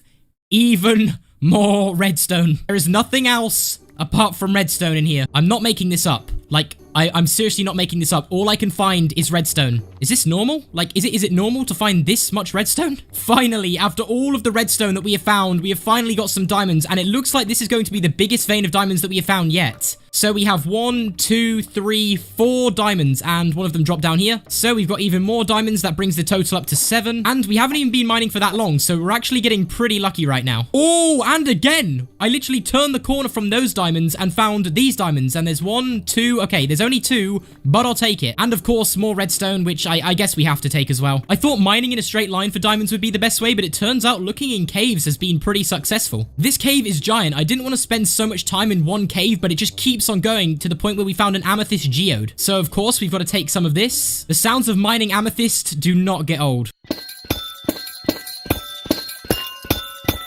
Anyway, though, our inventory is getting so full, so let's just put all of our valuables in this shulker box. Yep, definitely not going down there. There was way too many mobs in that cave, so let's just go back to mining in a straight line.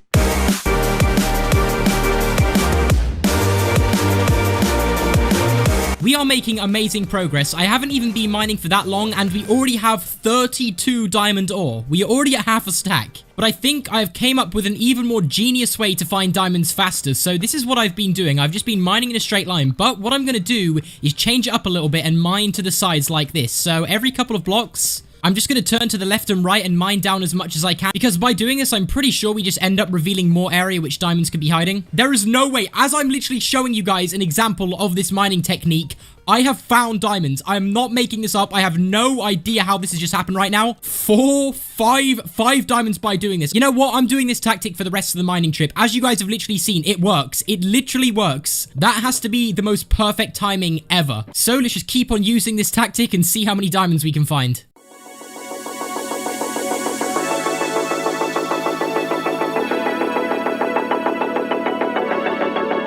We now have over 1 stack of diamond ore. And well, this is only the beginning. Let's keep mining.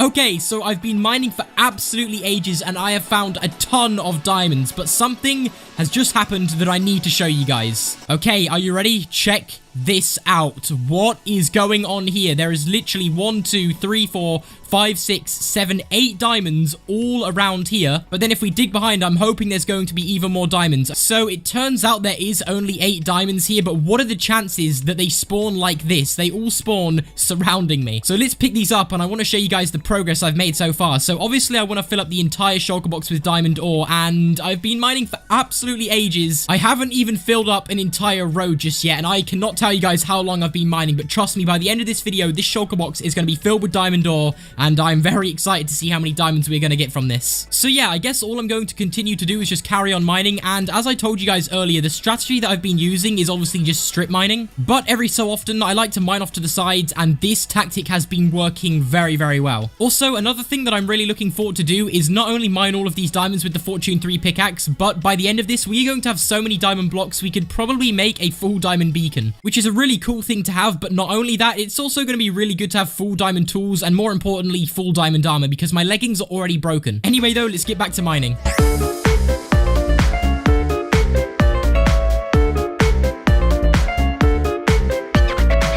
Okay, so I've been mining non-stop, and I can finally say that we have just about made it to the halfway mark, and look how crazy this looks. I mean, having this amount of diamond ore doesn't even seem real, and this is just the halfway mark. I mean, we still have another half of a shulker box to fill up with diamond ore, and that's not even the most exciting part. If we get between 2 or 3 diamonds per diamond ore with our fortune pickaxe, I don't even want to guess the amount of diamonds that we're going to be getting, but we'll have enough for full diamond tools and armor, and basically just have unlimited diamonds. And yeah, we don't have any space in this shulker box as well. I mean, we literally have so much iron, a ton of gold, more than enough redstone and lapis. pickaxe. Oh, and we literally just found diamonds. So it's safe to say that although we have a ton of diamonds, we also have enough of basically every other valuable as well. Also, while I'm mining, I just want to say thank you guys so much for all of the support you guys give on the last episode. I was reading all of you guys' comments of things you guys want to see in the series and just all of the amazing comments you guys are putting. It really means a lot to me. So I just wanted to say thank you guys so much for the support. And this is only the beginning of the series. Things are going to be getting a lot crazier. So as I said, thank you guys so much. Anyway, though, I need to fill up the other half of this shulker box with diamonds. So guys, what I think I'm just going to do is update you guys whenever I'm getting closer to the end goal of filling this shulker box up. So a lot of time has passed and this is taking some serious time. I am almost there. I've literally only got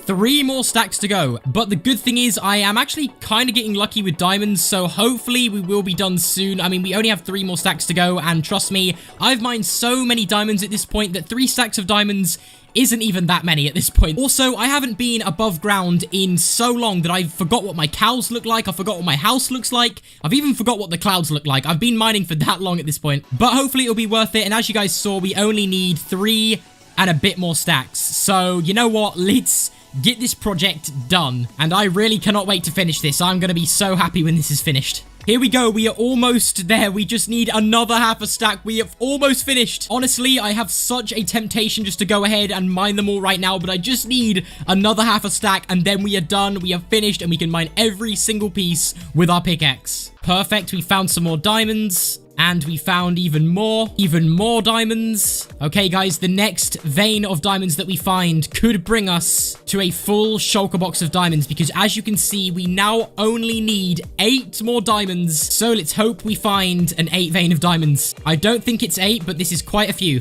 Here we go. So there's 1, 2, 3, 4, 5, 6. And 7. Okay, we need 1 more diamond. We need 1 more diamond to go. As you can see, 63. Okay, I'm just going to take this all in right now because this is about to be finished. You guys have no idea how long this has taken me. Let's pick up the shulker box and let's find this last diamond. Oh, here we go.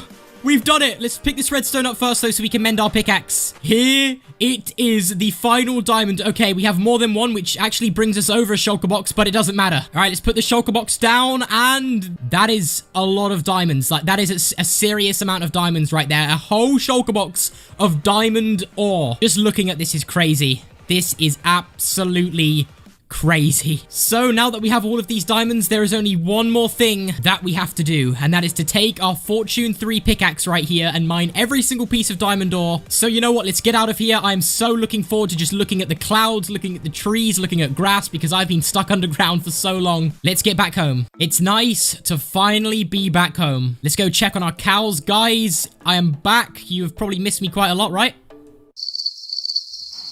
Anyway, though, I'm just going to store all of the other stuff inside of this chest and we can smelt it later. So the plan that I have right now is to basically place all of these diamond ore down, and then all of the diamonds that we mine, we can store in these chests. My prediction of how many diamonds we are going to get is that I'll be able to fill up this entire double chest. I don't know if we'll be able to fill up a lot of this one, but we definitely should have enough diamonds from this to fill up one entire double chest, which is pretty crazy. But what's even more crazy is this. This is what's crazy. Look at the amount of diamonds that we have. So I think the only thing left for us to do is to place all of these diamonds down. So I think we might place them like this and then just start building up. I don't know about you guys, but I am so excited to mine all of these.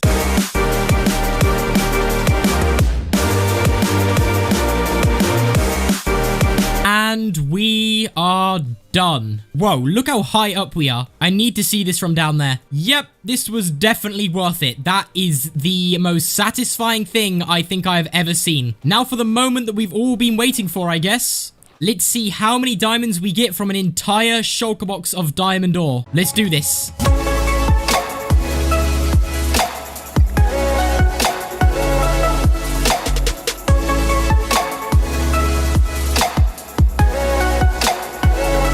Okay, this is the final diamond, and there we go. Let's put all of the diamonds in the chest and see how many we have in total. All right, so this is how many diamonds we got from mining an entire shulker box of diamond ore. And boom. So we have not only filled up one entire double chest of diamonds, we also have some diamonds in this double chest as well. So we've pretty much got a double chest and a bit of diamonds from all of that diamond ore. And to be honest, that is more than I was expecting. I knew that we could fill up one chest, chest, but I didn't think we would be able to even put any in this chest, but it turns out we did. So now I think it is time that I finally get myself some diamond armor because my chest plate and leggings have broke. And I mean, I'm still using an iron axe and an iron shovel. So you know what? We just need diamond tools as well. So to transport all of these diamonds into my house, what I'm going to do is just make all of the diamonds into diamond blocks. And as you can see, we have more than enough diamond blocks to make a full diamond beacon, I'm pretty sure. Let's grab these diamonds as well. And there we go. So in total, we have 1, 2, 3, 4,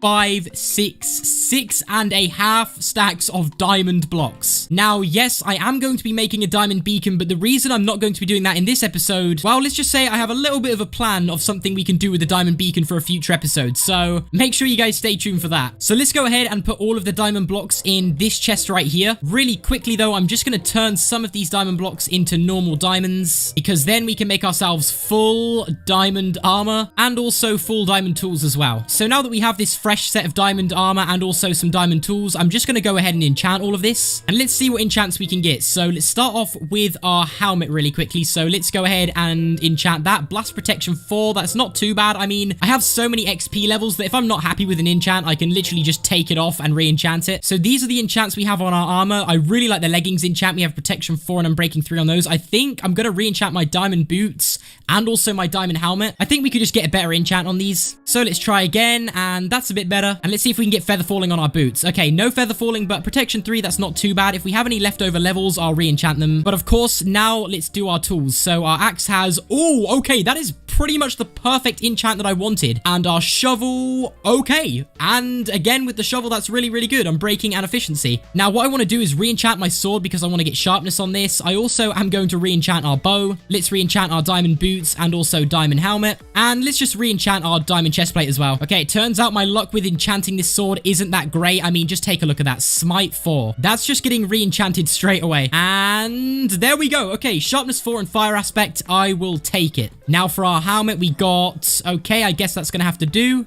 Our chest plate, thorns 1, protection 3, and unbreaking 3. That's pretty good.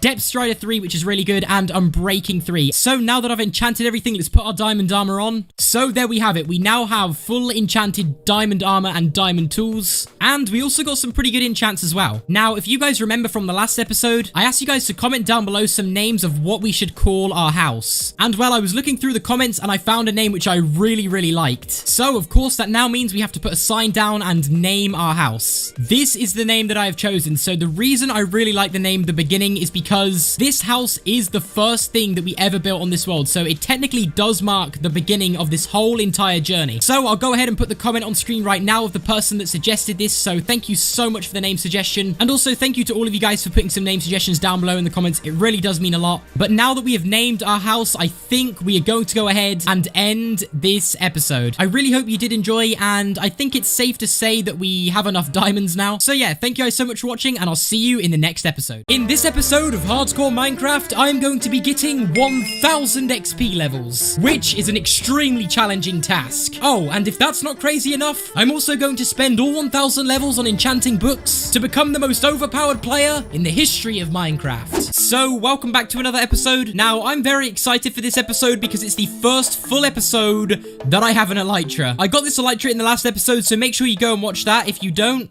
well, this little turtle here will disappear.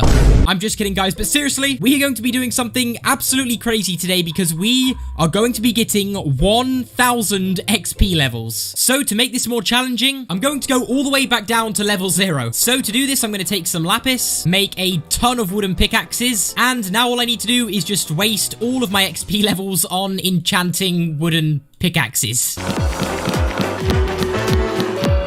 Here we go. As soon as we enchant this pickaxe, we will be set back down to level 0. And boom. For some reason, it is really weird being back down at level 0. Anyway, though, it is now time to begin our journey to level 1000. So seeing as I need a bunch of XP to get to level 1000, the first thing I want to try is mining a full shulker box of quartz ore. Mining nether quartz is a pretty good way of getting XP, and I think mining an entire shulker box of quartz is definitely going to give us a bunch of levels. So let's do this. And there we go. We have an entire shulker box filled with quartz ore. So I guess all I have to do now is place all of it down. Let's just go ahead and do this. There we go. So I've placed down all of the quartz. All I need to do now is get a different pickaxe to mine all of this with. Also, can we just take a second to realize just how much quartz this actually is? Anyway, though, let's mine all of this and see just how much XP we can get.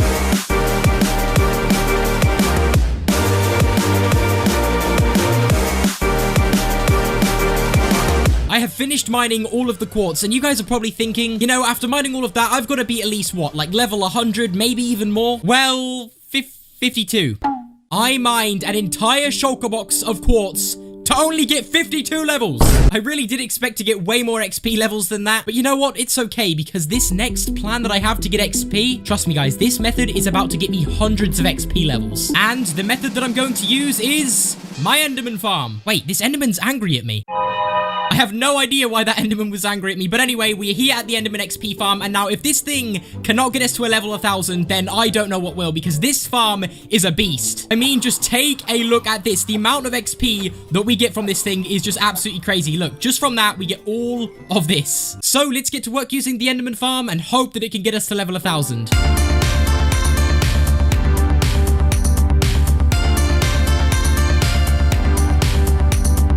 Alright guys, level 99, and let's go. Level 100, just another 900 levels to go.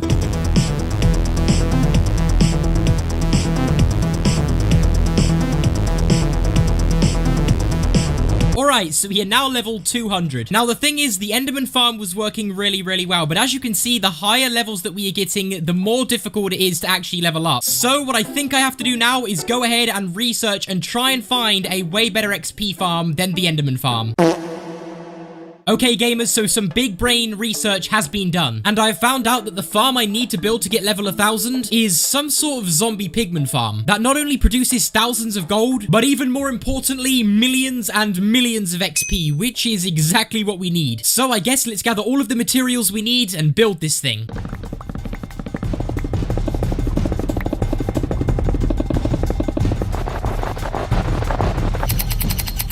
Okay, now all I have to do is craft some grindstones, make some trapdoors, make some chests, and finally make some hoppers. So I now have everything to build this XP farm. But the only problem is I need to build this XP farm in the nether, and I need some more shulker boxes if I want to transfer everything over. So I should probably head into the end and search for some shulkers. There's 1, 2, 3, 4, 5, 7, 12, come on, 18, 20, 23, and 24. Okay, we can now build all of these shulker boxes and start moving everything that we need over to the nether. Here we go. So I've loaded up all of the shulker boxes with everything that we need to build this XP farm. So let's head to the nether. This XP farm needs to be built on the nether roof, and I'm kind of scared to go up there because there is a chance that I could get stuck up there forever. But I guess if we want to get level 1000, we have to take the risk. Now, in this shulker box, I've put everything that I need to not only get on top of the nether roof, but also to get back down. First thing that I have to do is make a ladder all the way up to this piece of bedrock, and then if I throw an ender pearl like this,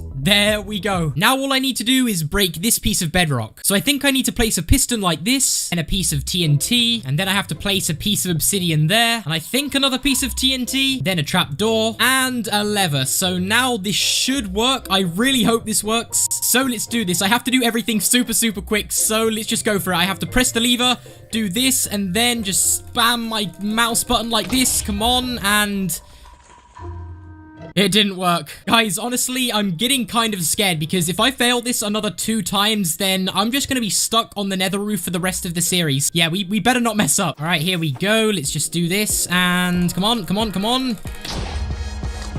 And yes! So we can now go ahead and start working on the farm itself. I think that is now everything ready. We have all of the stuff that we need in all of these shulker boxes. So let's just go ahead and get to work.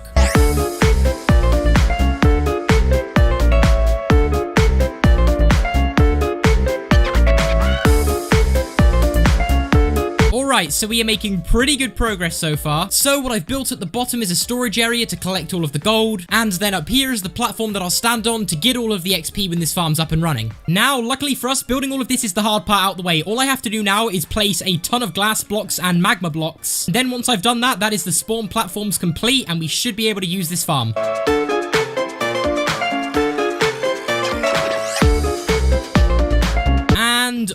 of the glass has been placed. So now all I have to do is begin placing down these magma blocks so I can give the piglins some space to spawn. And placing thousands of magma blocks can't be that bad, right?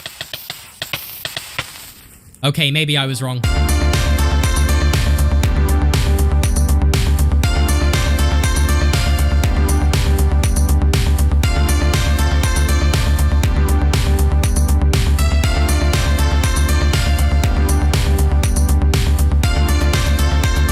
So all of the spawning platforms are now done, and as you can see, they are working really, really well because there is just an absolute ton of zombie pigmen spawning. Now, the only thing that I have to do now to finish this farm is just add a few finishing touches. The first thing that I have to add is a bunch of trapdoors all around the sides of these spawning platforms. All of the trapdoors are now in position, which means we can do the final thing to complete this farm, and that is to bring a zombie pigman to each corner of the farm. Come on, and perfect. Okay, we have another pigman. Let's send this one over to that corner. Let's try and break the minecart. Perfect. And we'll give this zombie pigman some gold boots. So there you go, buddy. Finally, the last zombie pigman is now in position. So I think it's about time that we get level 1000. So the way that this farm works is as soon as I hit one of those zombie pigmen with my bow and arrow, all of them will come charging towards me, fall down here and get trapped in the minecarts. The minecarts will take out all of the zombie pigmen, giving me all of their XP and also gold. I have no idea if this thing works, so there's only one way to find out, and let's do this. Okay, so, oh, this is the most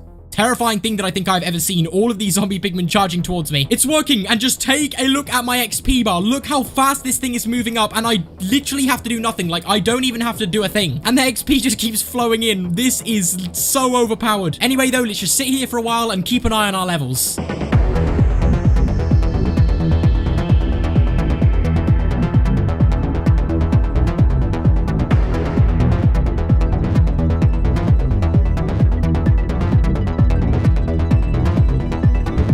I've been using the farm for quite some time, and we are about to hit level 700, which is well over halfway to level 1000. The craziest thing about all of this is that when I hit level 1000, I am going to be spending every single level on enchanting. So I'm pretty excited to see just the amount of things that I'm going to be able to enchant. Anyway, though, we have like another 300 levels to go until we're at level 1000. And as you can see from my XP bar, it is moving pretty slowly. So I'll be back when we're super close to hitting level 1000. Come on, come on, come on. Level 996.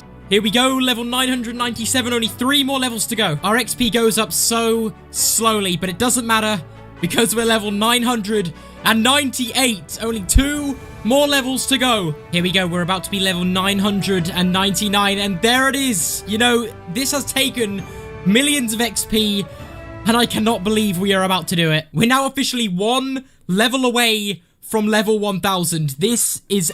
I am absolutely speechless right now. And the moment that we've all been waiting for. Yes. Yes. They said it couldn't be done, but we have done it.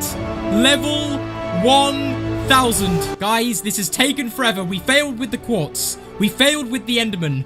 But we did it with this pigman farm. Now it's time to spend all 1000 levels on enchanting books to get some of the most overpowered enchantments, because we are going to be able to enchant so many books. Let's get out of this thing. We have done it. Just take a look at that. Level 1000. Just looking at this is honestly just so strange. It's crazy. Like, that is literally level 1000. That is 1000 XP levels. That is millions and millions of XP that it took to get here. It is nice to be back home. And how could I forget about my pet parrot, Sparky? Sparky, bro, I just hit level 1000. How crazy is that? Oh, well, I thought you would be a little bit more excited than that, but anyway. Anyway, though, it's now the most exciting part. Hey! Get out of here, phantoms. Anyway, as I was saying, let's spend all 1000 of our levels. Now, seeing as I wanted to use all 1000 of my levels on enchanting books, I decided that I wanted to build some sort of library to store all of the books in when I had them. So I gathered a bunch of resources like brick, andesite, bookshelves, and even some nether quartz. Then, once I had collected all of the resources, I began building this library. Now, I didn't want this thing to be too big, seeing as it was going to be going on my island, but I also needed it big enough to fit a bunch of books. Now, building this thing took some time, time. But once I was done with the outside of this build, I was still not finished. Now, all we need to do to finish the library is just complete the interior. So let's just place an absolute ton of bookshelves. All right, now that we have all the bookshelves down, let's put some item frames on top, and this is where we can actually store some of the books that we get enchanted. I'm definitely going to need more space than just the item frames, so let's put some barrels down as well. What I think I'm going to do is put all of the best enchanted books in the item frames and then put all of the rest inside of the barrels. So now that we have built the library, let's spend all of our levels. I've also just realized that the library looks a little bit out of place. Oh, and one more thing before we spend all of our 1,000 levels, comment down below some name suggestions of what we should call this library. I'll pick one of your guys' name suggestions in the next video and put a sign right there with not only the name that you've chosen, but also your name as well. And talking of naming things, I asked you guys for some name suggestions of what we should call our secret base in the last episode, and well, I have chosen a name. The name I decided to go with is the Diamond Dome. I'll put the comment on screen and everything like that. Now, the reason I like the name, the Diamond Dome, is well, because not only do we have a diamond beacon, but also... yeah, we got a lot of diamonds down here. Now that we have all that out of the way, it is time to spend all of our levels. So I have all of my shulker boxes to help store all of the enchanted books, seeing as there is going to be an absolute ton of them. And in this shulker box, I have brought a ton of books and also a bunch of lapis as well. So let's just take some of this and let's start enchanting. So this may take a while, and also we could end up getting some really good books. So, I mean, some of them are going to be really bad, like just Protection 3, but some of them may be... okay, I was hoping that would be a bit better, but Smite 4 is not that good. Also, I just have to say how sad it is to see all 1,000 levels go. I mean, we're already down to level 940 this quickly, and you know what? It's kind of sad because having level 1000 was pretty cool. Okay, so here's the first shulker filled with all of the enchanted books, and honestly, there's nothing too great in here apart from maybe this book with Unbreaking 3 and Sharpness 4. Okay, so here's the second shulker box filled with enchanted books, and I can already tell that having all of these enchanted books is going to be so useful in the future because I'm getting random books like Aqua Affinity, and at some point, I'm probably going to want these enchants, so I think it's going to be really useful to just have them laying around. And the reason I'm not just going to be enchanting pickaxes and tools is because I have really overpowered villagers, which I can just buy all of those things from anyway, so yeah, let's keep enchanting. Ooh! Protection 3, Smite, Power, and Piercing. It's not the best, but that is still really good. Infinity, I actually might put that on my bow. I have wanted Infinity on my bow for a while now, so we finally have it. I'm really surprised at the amount of just good enchanted books that we're getting because we have so many Unbreaking 3s, Sharpness 4s. I don't know if I'm ever going to need to trade for any books again with my villagers because I'm getting so many good enchants by just doing this. I've also just realized that my helmet doesn't have Aqua Affinity, so you know what? Let's just find this book right here and let's give our helmet Aqua Affinity. Also, I saw your guys' comments, and yes, I will call my Elytra Flying Through. Wow, just take a look at the amount of enchanted books that we have. I don't think I'm ever going to need a new enchanted book ever again. We have so many Feather Falling books, we have so many Unbreaking books, and just so much more. Now, instead of enchanting the final few books that we can do, I have a way better idea. I'm going to take a bunch of the really good books and just combine them all together. So now we have things like Efficiency 5, Sharpness Unbreaking, Efficiency Silk Touch Unbreaking. So what I'm going to do with all of these really good books is put these ones all in item frames. And then we can go ahead and put all of the other books inside of the barrels. There we go. So all of the enchanted books are now inside of the library. We pretty much have an infinite amount of enchanted books now. So if you've ever wondered the amount of enchantments that you can do with level 1000, well, now you know. I've also just realized we're not quite at level 0 yet. So let's spend our last 3 levels very wisely.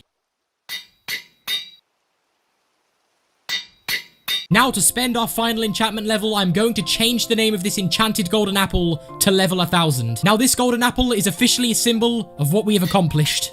Anyway, thank you guys so much for watching, and I'll see you in the next one. In this episode of Hardcore Minecraft, I make a bunch of TNT to explode the nether to get my hands on a ton of ancient debris. So, by the end of this episode, we are going to have full netherite tools and armor, all with the best enchantments. But before we go ahead and do anything, in the last episode, I asked you guys for some name suggestions of what we should call this pickaxe. Now, as you guys know, I read all of the name suggestions that you guys give, and well, yeah, it's safe to say you guys went a bit crazy in the comment section of the last video. No, but seriously, guys, thank you all so much for the amazing support you guys have been leaving on the series. It really means a lot. But, of course, now it is time to name our pickaxe. So, this is the name that I have chosen. I'll put the comment on screen right now. Look, guys, you see, I usually pick the most creative name that you guys suggest down below in the comments. But I think for just one time, we have to name our pickaxe this. Look, guys, I'm sorry, okay? Anyway, though, now that we've named our pickaxe, let's go ahead and do the first thing that I want to get done in this episode. So, I pretty much want to get the most overpowered tools and armor you can get. And, well, to do this, we are going to need a lot of netherite. And the best way to get a bunch of netherite is with TNT. So, yeah, my plan is to basically explode the entire nether so we can then get an insane amount of ancient debris. But, of course, to even make TNT, we are going to need a lot of gunpowder. And when I say a lot of gunpowder, I mean a lot. So, let's get a bunch of resources to make a creeper farm.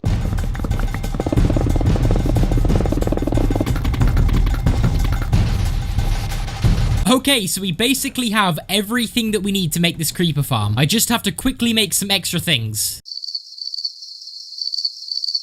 And there we go. Okay, so we now have everything that we need to make this creeper farm. Now, the thing is with this creeper farm, it is not the best looking thing. So for that reason, I'm going to be building it on this island right here, which is really, really close to our main island. But by building the farm over here, we can keep our main island for all of our best builds. Anyway, though, I think it's time that we go ahead and build this farm. So let's do it.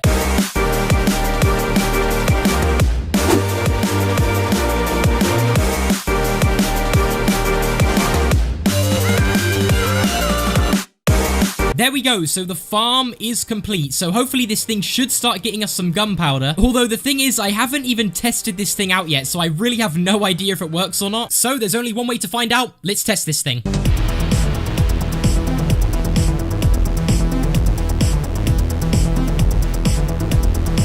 Okay, so I've been using the farm for quite some time, so let's go ahead and see if this thing actually even worked. So let's head down to the storage area and let's see how many of these chests we have filled up. So let's see if this thing even worked and... Ooh, okay. So we have one double chest filled. We have another hopper filled right here. A second chest full as well. Now, the reason there's also string is because this technically isn't just a creeper farm. It's also a spider farm as well. So we have a third chest filled with gunpowder, a fourth chest filled with gunpowder, and okay, so we basically have about 4.5 chests of gunpowder and also string. So now that we have all of the gunpowder, the only thing left for us to do is get some sand so we can make a bunch of TNT. Okay, I have got a lot of sand, but we still have a lot more to go. And I also need to be careful that my shovel doesn't break. So just to be safe, let's go ahead and repair it. And let's go back to mining sand.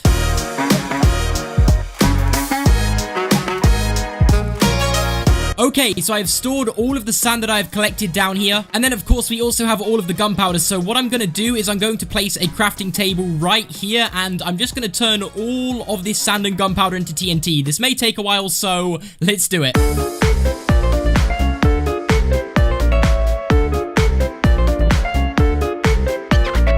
So all of the TNT are in these shulker boxes right here. So let's check out the exact amount that we've got. So in this shulker box, not only do we have 1 stack of TNT, not only do we have 2 stacks of TNT, not only do we have 3 stacks of TNT, we have a whole entire shulker box of TNT right here. And then in this shulker box, we have filled up half of this one. So we are definitely going to be getting a ton of ancient debris with all of this TNT. Actually, guys, you know what? Before we head into the nether portal, I think it is the perfect time to actually give our nether portal a little bit of a redecoration right now, because as you can see, we have a house over there, we have the barn which is decorated nicely, and then we just have this. So before we use all of this TNT in the nether, I'm just going to go ahead and grab some blocks that we can use to decorate our nether portal. Take a look at this. We have just found a zombie spawner, and the thing is about this, it's actually kind of like hidden away. Like I actually walked past this thing and had no idea. So let's see what's in the chest. And oh, we found our first ever music disc. I think I'm just going to go ahead and leave all of this. But something that I do want is all of this mossy cobblestone, because I'm actually going to use it to decorate the nether portal as well. So let's go ahead and give this portal a little bit of a makeover. So let's start by placing down the new portal. Now, the idea I have in mind for this design is to kind of make it look like the nether portal is in a cave, if that makes sense. It probably doesn't make sense, but hopefully it will when the build's done. So let's add a couple slabs, add some extra stone, couple blocks here like this, add in some dripstone. Can't forget about some lighting. Also got to make sure to cover the back of the nether portal like this. Got to add in some more slabs. You know what? This is looking a little bit weird, so let's add some detail. And there we go. It's looking a little bit better. So you know what? Let's go and use all of this TNT. Okay, so now that we are in the nether, let's go ahead and start digging down to ancient debris level. Okay, so we're here at ancient debris level. And just as I've said that, we have found a piece of ancient debris. Anyway, though, all of the area that I'm mining right here is where I'm going to be placing all of the TNT. And take a look at that. As I'm mining the straight line, I've found even more ancient debris. It looks like this is a pretty good tactic as well. Anyway, though, it is now time to bring out the TNT. So let's go ahead and start placing it just like this. Let's just keep going. And I think we are just about back where we started. So let's go ahead and explode all of this TNT in 3, 2, 1... Let's go. Okay, let's stand back. Let's stand back. Let's see how much ancient debris we are going to get from this. Oh my, okay. We have placed so much TNT that it is just not stopping. Okay, so I think it's the perfect time to just go through and mine up all of this ancient debris. We got some here. We have even more pieces here. I also have to keep my eyes peeled because I do not want to walk past any ancient debris. Okay, so it seems that our TNT has stopped exploding. So I think what I've just got to do is just relight it and hopefully that should keep on going. We are getting extremely lucky with ancient debris. We already have 12 pieces and we haven't even used any of our TNT basically. We still have another shulker and a half left. Yet again, the TNT has broken, so we just got to do that. Oh no, we have a problem. We have a big problem. There is a lot of lava. Oh no, okay, we just got to walk right past this. Okay, we should be good. Now guys, is this luck even normal? I just can't stop finding ancient debris. All right, so we have reached the end of the tunnel and we have 18 pieces of ancient debris. But I mean, we have so much TNT to get through, so let's do it.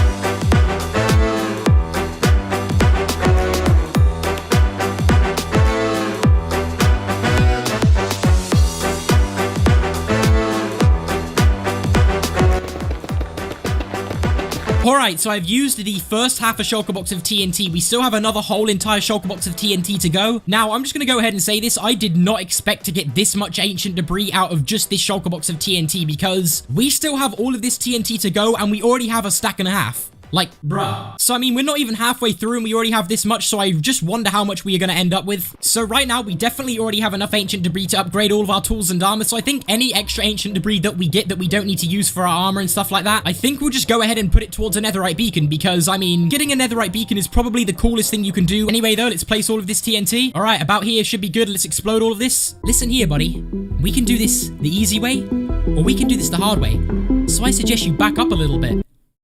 I really didn't want to do this, but you've given me no other option. I also want to know, why does this keep happening? Like, the TNT just doesn't explode for some reason. So I keep having to go back and light it all back up. So it turns out I'm not finding any ancient debris down here. I think we have like one piece right there and that's about it. Did you guys really think that I was just about to walk past some ancient debris right there? Guys, come on. You know, they don't call me the pro Minecrafter for nothing. Okay, but seriously though, we are still getting really lucky with ancient debris. I have no idea how, but we're almost at 2 stacks. So the method of placing TNT I've done up to this point is just placing it in a straight line and then exploding all of it. But I kind of want to try a different tactic of placing TNT. This is either going to go really good or really, really bad. Here we go. So the plan that I have is to fill this entire box with TNT. Let's put the final few pieces in and here we go. This is extremely dangerous what I'm doing right now. I actually am pretty scared. All right, here we go. I don't know why I'm so scared. Let's just do it. 3, 2, 1. Let's go. Okay, come on. Let's keep running. Let's keep running. Oh, it's exploding.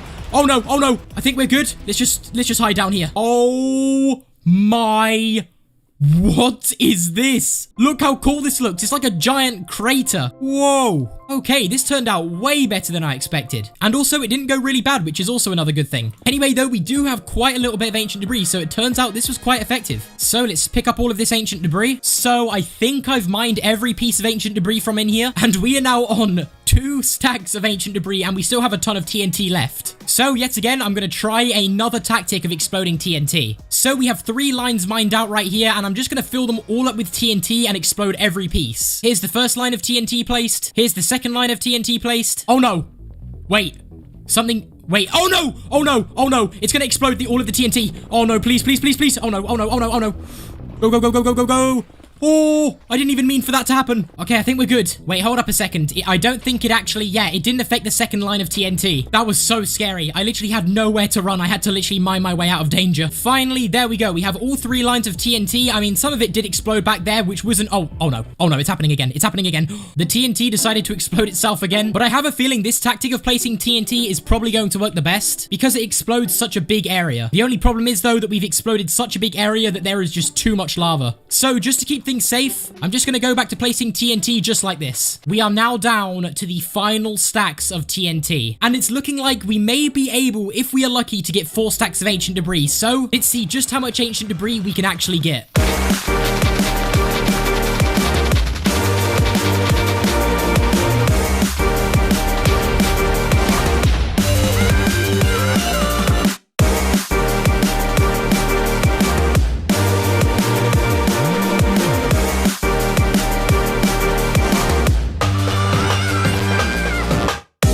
We are now down to our final stack of TNT. So let's go ahead and finish exploding all of the TNT. Let's do this. The moment that we have all been waiting for, we can finally see just how much ancient debris we are going to get. There it goes, our final pieces of TNT. So we got a piece here, got one here, and I think these 2 pieces are the final pieces of ancient debris that we are going to be getting from this ancient debris mining trip. So in total, we have ourselves almost 3 stacks of ancient debris. We have 2 stacks and 46. So when I go back home and smelt all this down into netherite scraps, we are going to be ending up with so much netherite. But we really have to keep all of this ancient debris safe, so let's store it in this storage box and let's head home. And we have made it home. And of course, we have all of the ancient debris right here. So what I'm going to go ahead and do is smelt all of this ancient debris. And of course, seeing as we're making netherite, we are going to also be needing some gold. So let's smelt all of this. And now we wait. All of the netherite scraps are now smelted, and so is all of the gold. So now there is only one thing left to do, and that is to turn all of this netherite scrap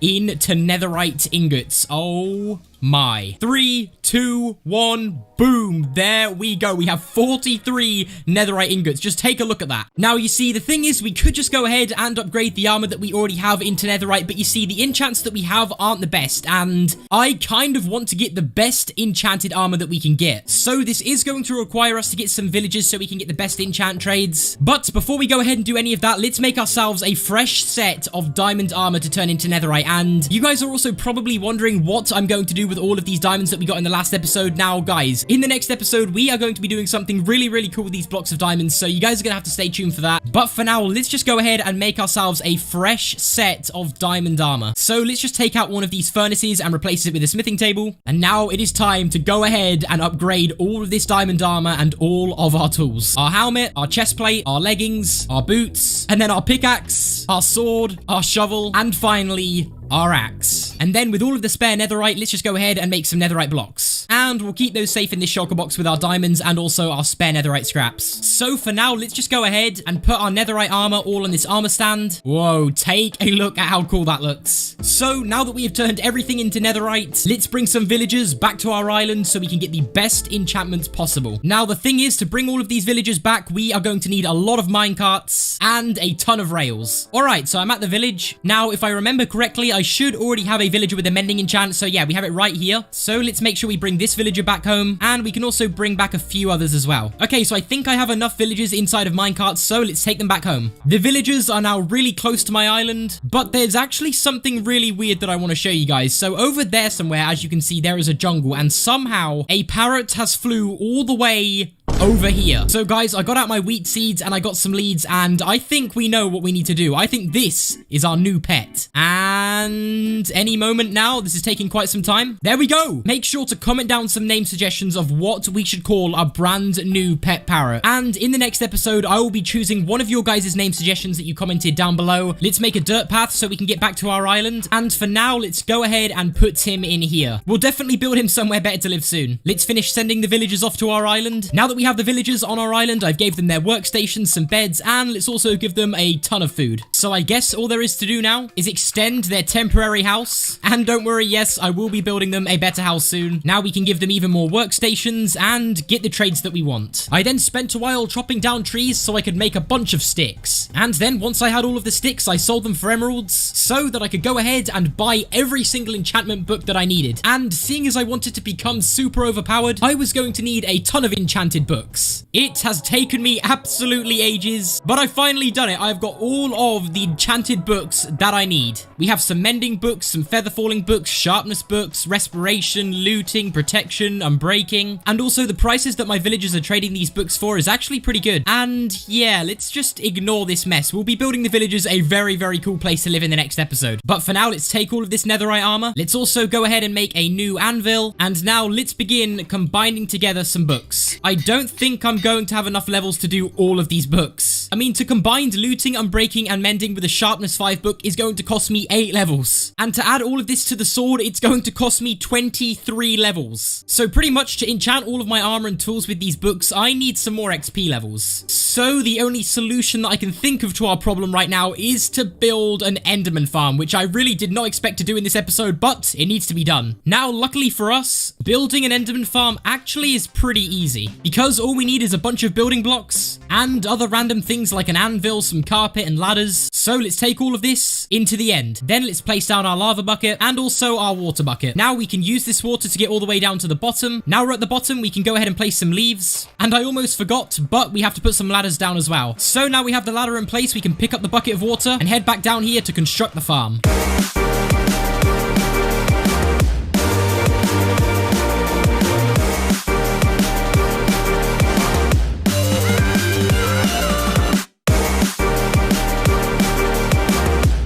There we go. We now have ourselves a fully functioning Enderman farm. So let's place down our anvil and our shulker box with all of our enchantments in. And let's go ahead and get a bunch of XP so we can go ahead and add all of the enchantments. Take a look at the XP that we are getting from this. Oh my goodness. Yep, this is definitely an overpowered farm. So seeing as we have a bunch of XP, let's add some enchants. So let's add this to our sword and boom. Take a look at our sword. Sharpness 5, fire aspect 2, looting 3, unbreaking 3, and mending. This thing is unstoppable. And because our sword now has mending, it's impossible for this thing to break. Let's now enchant our helmet, our chest plate, our leggings as well, and also our boots. And finally, let's add mending to our axe and also our shovel. Okay, so we have 2 mending books spare that we can use in the future. But anyway, we have done it. We now have not only super overpowered armor, but also extremely powerful tools as well. I mean, just take a look at all of this. But quickly, before we head home and put all of this netherite armor on, let's just mend up all of our tools, seeing as they now have mending. And there we go. We have full durability on all of our tools. We're now back home, which means we can now take off our diamond armor. And let's place it on the armor stand. Diamond armor, you were amazing, but it's time for an upgrade, because now we can put on our brand new netherite armor. Take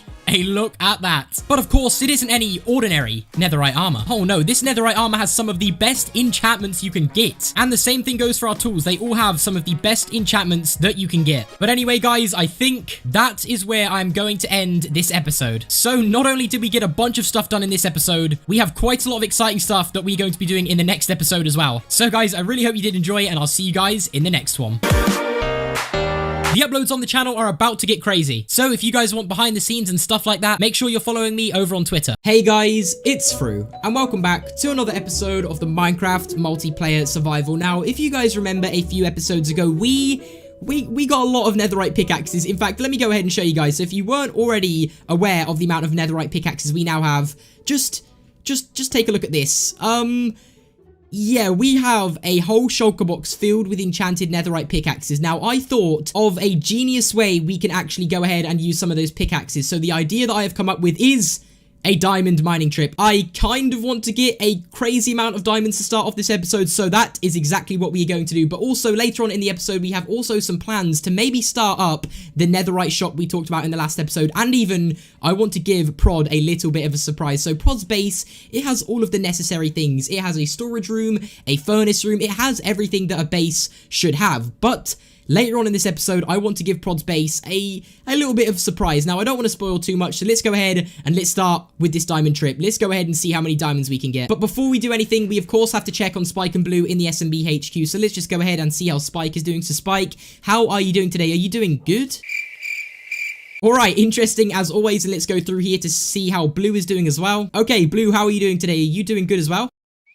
Whoa, hold on just a second, Bluff. You're actually being serious. That is pretty crazy. But Blue Spike, I'll have to leave you guys to it because I'm going to go on a pretty crazy diamond trip right now, and I'm hoping to come back with thousands of diamonds. So Blue Spike, it's definitely good to know that you guys are doing good. But guys, let's go ahead and let's start this mining trip. But before we quickly do as well, guys, if you want to check the description and check out the merch and also follow me on Twitter or maybe even join the Discord, make sure to check out the links in the description. But apart from that, let's go ahead and do this diamond mining trip. All right, so we are going to be doing all of the mining over here at the Infinity Mine. So I guess let's just go straight down there and let's see how many diamonds we can get. Let's go. Okay, so when I mine all of the diamonds, I'm going to make sure to use my Silk Touch pickaxe, and then I'm going to put all of the diamond ore into this shulker box right here. So when we're done with the mining session, we can see exactly how much diamond ore we have gathered by looking in this shulker box. And of course, we have our shulker box filled with netherite pickaxes. But guys, let's go ahead and mine. I don't know how long I'm going to go for, but I'm planning to come out of this mining trip with stacks upon stacks of diamonds. So let's hope everything goes to plan, and let's begin this mining session.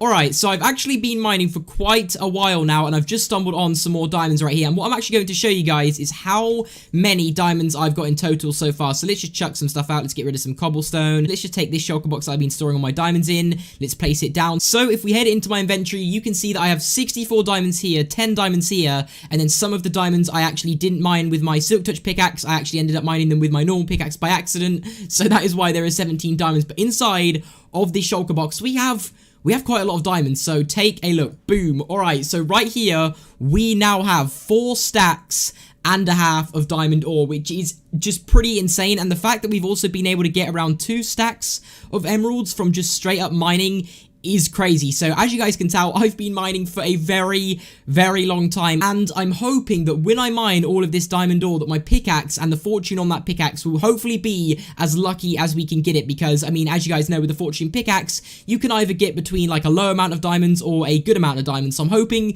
my fortune pickaxe gives us some really good luck. But what I think I'm going to do now is mine for a little bit longer, not too much, seeing as we've literally been mining for absolutely ages, as you can tell by the insane amount of diamonds. I think I'm going to do a little bit more mining, maybe get a 5th stack, and then we're going to mine all of these with our fortune pickaxe. And I'm so excited to see how many diamonds we can get, because having a lot of diamonds is a pretty good thing to have. So let's just keep on mining, and once we are done mining and fortuning all of these diamonds, what I'm actually going to do is build Prod a very big surprise in his base. Now, I don't want to reveal too much because it's going to be a pretty crazy surprise. So once we have done this, we'll head over to Prod's house and surprise him with what I want to surprise him with. And then after, I'm going to have a meeting with Zetro to talk about our brand new shop that we're going to be doing. So let's keep on mining, and I'll update you guys if we find any more diamonds. I'm in this cave right now, and I don't know if there's going to be any diamonds in it. I know for a fact I might have walked past some, so I mean, I hope I haven't, but let's just keep on looking, and there we go. Alright, so we found some diamonds. The problem is they are literally above lava. Okay, now, I did forget to bring a water bucket when doing this, but thanks to this water right here, we are saved. Okay, and let's mine these diamonds. Yeah, I think this is only going to be 2, but let's go for it. Alright, 1 and 2 now. Yeah, I think that's it. Let's mine around. Yeah, I don't think there's any more there. Okay, 2 diamonds, I'll take it, but we still have more of this cave to explore. So let's see if there's anything down here, maybe. I mean, caves are usually where I get the most luck with my diamonds, but I don't think we're going to find any more down there. We found 2 pieces of diamond ore, which isn't too bad. I mean, I guess I'll take it, but let's get back to where we were mining and keep on going for some more. Oh, yes, here we go. We found some more diamonds. All right, let's go down here. Okay, yeah, there's 1 more right here. I knew there. Oh, 2 more.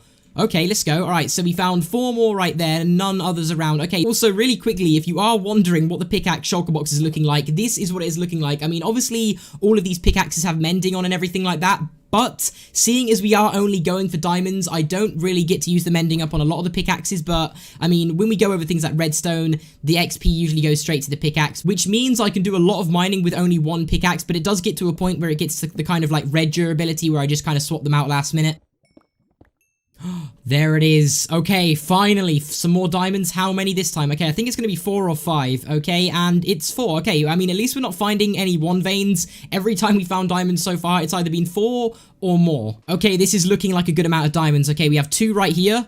and then 3 right here. Okay, let's grab these. All right, there's another 5 diamonds. Is there any more around? You've always got to mine around, check if there's any extras. This is looking like an 8 vein. Okay, 1, 2, 3, 4. Oh, okay, maybe not. Okay, only 5. I'll take it, though. There's some more diamonds right there in the exact same cave. Let's keep on looking. All right, so seeing as we have around about 5 stacks of diamonds, I think the safest option would be to get out of these caves and go and mine all of these diamonds. Hopefully, our fortune pickaxe is going to give us some luck, but let's go ahead back up to our base and let's mine all 5 stacks of these diamonds. Okay, so although I was mining only for diamonds, I also came across a bunch of iron and gold and stuff like that. So what I'm actually going to do is dump all of this stuff, like the iron and gold, inside of my auto smelter. So let's get all of the iron and all of the gold out, and let's really quickly put it inside of this chest. So what I'm going to do is I'm just going to let all of this smelt, and I mean, I guess it's a little bit of extra stuff that I got while mining, so I guess we'll leave it all in there to cook. And I think what we're going to do now, though, is let's really quickly turn this on. I think it should be good to go now. Okay, so yeah, what I'm going to do is I'm actually going to meet up with Zetro, and I'm going to get him to try and guess the amount of diamonds that I'm going to get from 5 stacks of diamond ore, or just about 5 stacks. So that is what we're going to do. I'm really excited. I don't think even I could probably guess how many diamonds I'm going to get from this, but I'd probably say I actually don't even know. So we'll go ahead, meet up with him, and see how many diamonds he thinks that we will get from all of this. And also, guys, make sure you comment down below, how many diamonds do you think I will get from 5 stacks, or just about 5 stacks of diamond ore? So let's go ahead, take all of this out of the shulker box, and let's meet up with Zetro, and let's see if he can guess how much I'm going to get with Fortune 3. So yeah, let's go over to him. All right, so Zetro, thank you for joining me over at the Nether Ending Castle, right next to the almost complete Ancient Power. But really quickly, what I want to do is a little challenge for you, Zetro, okay? So I have 5 stacks, or 4 stacks and 55 diamond ore, okay? So what I want you to do is to guess how many diamonds you think I will get from all of this diamond ore. Okay. So don't guess yet. Wait until I've mined all of it and then take a guess, okay? So I need to start by placing all of the diamonds, and then once we've done that, you can guess. And also, guys, make sure you comment down below how many diamonds you think we will get from all of this diamond ore. I don't even want to make a guess, but I know it's going to be a lot. Alright, so this is surprisingly just about 5 stacks of diamonds. So what I'm going to quickly do is I already have 17 diamonds on me from when I was mining. So let me go ahead and put them back in the shulker box. Alright, so Zetro, I'm going to mine all of these. And by the way, if you can guess within 10 diamonds, or within a range of 10 diamonds, I will give you a full stack of the diamonds, okay? So I mean, try and be as accurate as you can with the guess. I know it's going to be hard, but you know what, Zetro? I guess just like maybe stand down there a second, and I'll get to work on mining these. Alright, let's go. Alright, we are about to finish off. We have 4 more. 4, 3, 2, 1. Okay, let me make sure that's all of the diamonds. Okay, let me take a look and see how many stacks I've got. Okay, so oh my goodness. Okay, this is crazy. Right, Zetro, this is the moment. This could be a whole stack of diamonds going over to you if you can just guess how many diamonds I got from that to the closest 10, I guess. So yeah, if you're 10 above or 10 under, then I'll give it to you, okay? Now, I know that is still extremely hard, and I wouldn't even be able to guess either, but you know what? That's the rules. So, Zetro, whenever you want to guess, go for it. So, remember, there's about 5 stacks of diamond ore there. Before you say your answer, was there anything that kind of led you to this answer? You actually get an average of about 3 to 2 diamonds per ore, so I think I'm going to go with 720 diamonds. That is 11 stacks and 16, I believe. That's some serious working out you've done. All right, let me actually count up, because I haven't counted yet. So, here is how many we've got. We've got 1. 10 stacks and 46. You were so close. I actually was. You actually were really close. But you know what, Zetro? Just for taking part, I'll give you 46. I'll give you 46 diamonds, all right, Zetro? Seeing as, why not? You put a lot of effort in to work that out. So there's 46 diamonds. So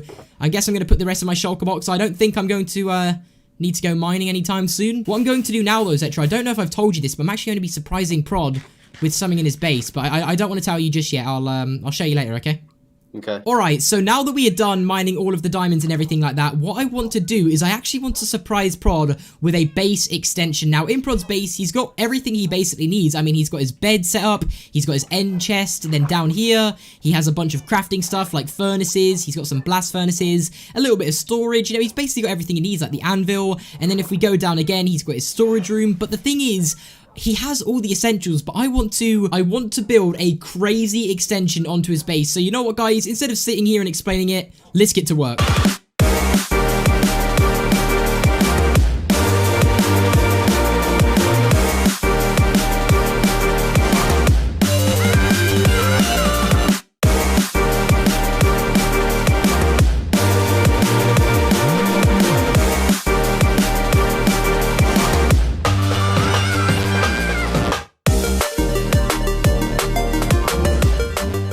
right, so Prod, you are probably wondering I've got you to come outside of your own house, but there is a very good reason for it. Is there any sort of guesses you could maybe take of why I don't want you to go in there just yet?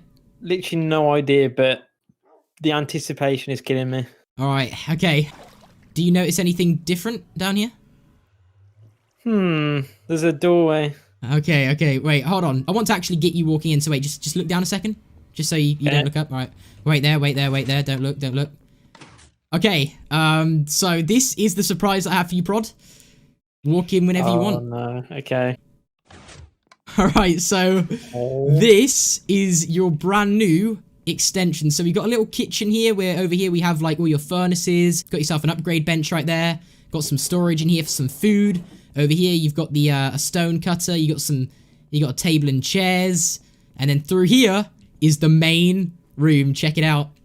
This is amazing. I know usually I say, oh, I like it, but this is literally amazing. This is so cool.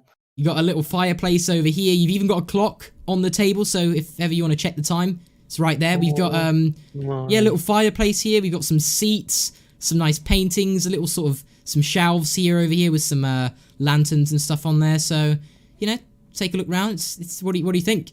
I like the chandelier. That is so cool. It's amazing. This is so cool. And then up here, okay, this, you know, I looked through your base. I saw you had beds up top, but I thought you needed maybe a little something a little bit better. Maybe like a full bedroom with a little bit of some stuff on display. You got an end chest, an anvil, a beacon. You got a jukebox up here in case you want to play some music. You know, you got everything in here, and of course you have the beds blue as well to match everything else.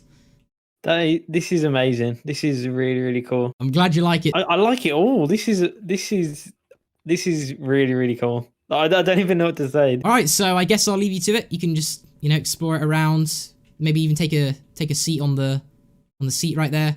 And yeah, I hope you enjoy it.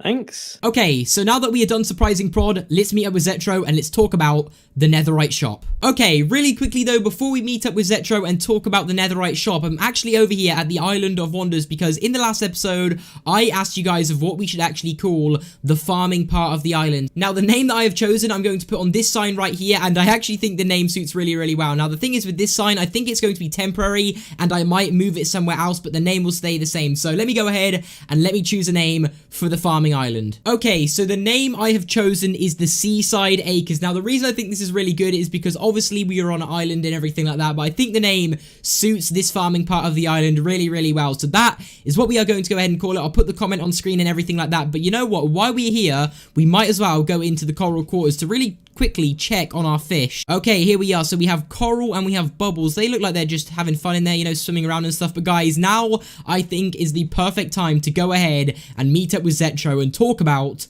the brand new netherite shop that we are going to plan out. So let's go ahead and meet up with him. Zetro, come on in, man. How are you doing? How are we doing today, Zetro?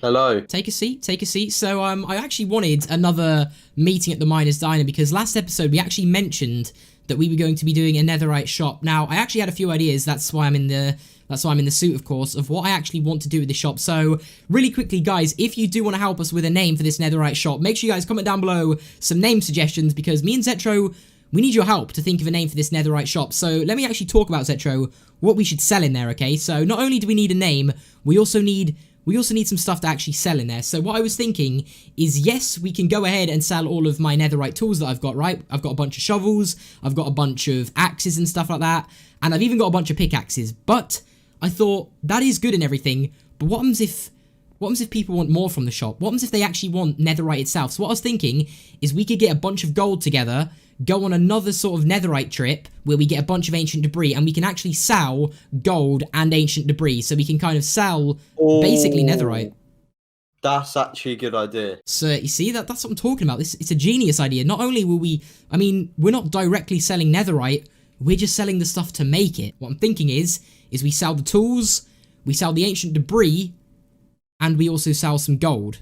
And maybe some like other nether stuff like, I don't know, maybe some soul sand and just other random stuff from the nether and maybe some glowstone. So it is going to be a netherite shop, but we're just some extras, you know? So what do you think about that idea? So we're going to go to the gold farm and then we're going to get the gold and then we're going to get the netherite and then we're going to put them together and we're going to have some supplies. Is that what Yeah, we're that's basically what I'm thinking. But before we do any of that, etc., we need a name. So guys, as I said, comment down below any good names you guys would name a netherite shop. So make sure you guys comment them down below. And obviously in the next episode, when we do build the shop, we will be putting a sign right out the front of the shop with not only your name, but also the name you've come up with. So Zetro, that's really all I wanted to talk about. We just need a name for this, and that's basically what I want to sell. So Zetro, as always, it's been a pleasure meeting up with you in the Miners Diner, and I will I'll see you very soon for when we actually start building the shop, okay?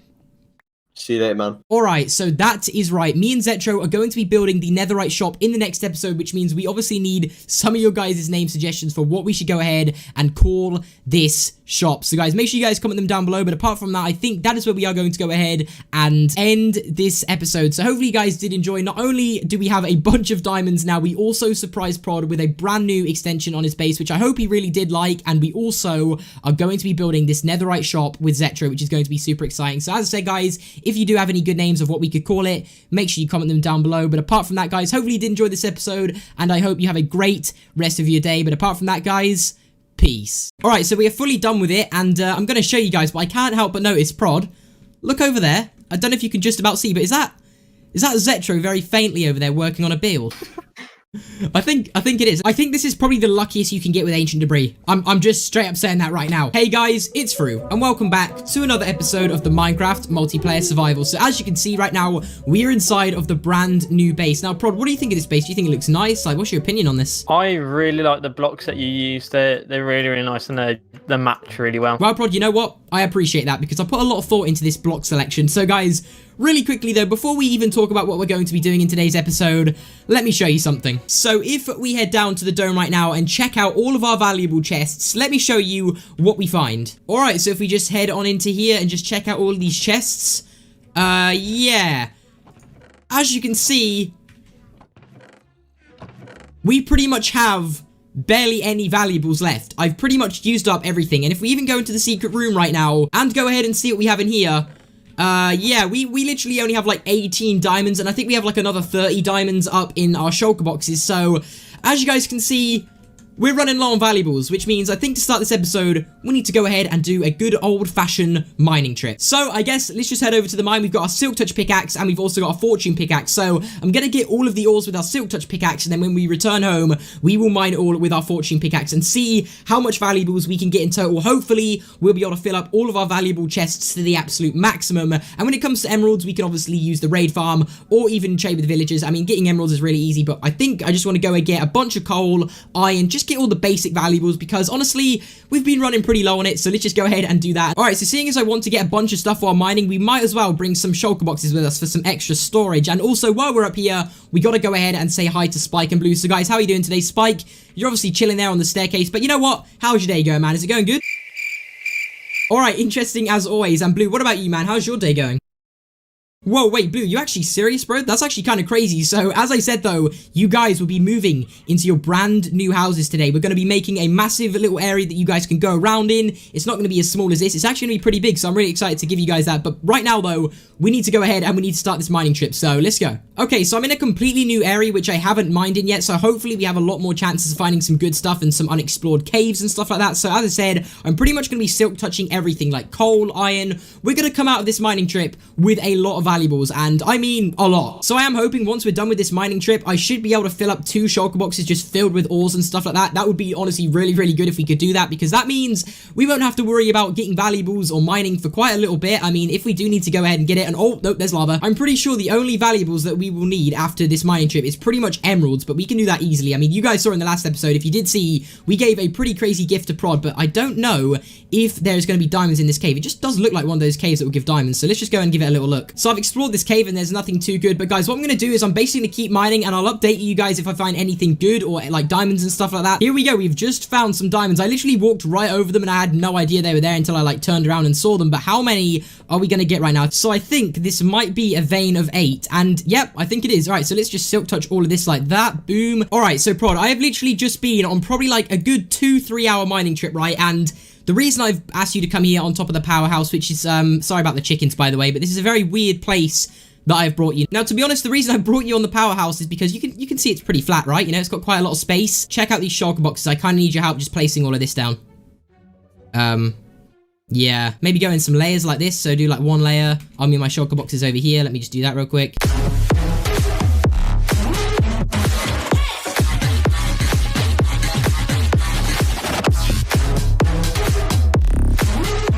Alright, so we are fully done with it, and I'm going to show you guys, but I can't help but notice, Prod, look over there. I don't know if you can just about see, but is that Zetro very faintly over there working on a build? I think it is. Let's go and have a little look. Oh, this is actually looking pretty good. Honestly, it's looking pretty fresh. You know what though, Prod? Let's just go. Oh my goodness, Prod. Look at the powerhouse. Look above it. I don't know whether to keep this here. This is, guys, I mean, I'm going to have to mine it, but just imagine having this on the powerhouse all times, and just every time I go mining, I add on to it. But guys, this is what? About 3 hours or so of mining looks like. We got just over a stack of diamonds, tons of coal, but you know what, guys? The satisfying part of all of this is putting every single piece of ore that we find in this into the auto smelter. That's just going to be so satisfying. But Prod, you know what?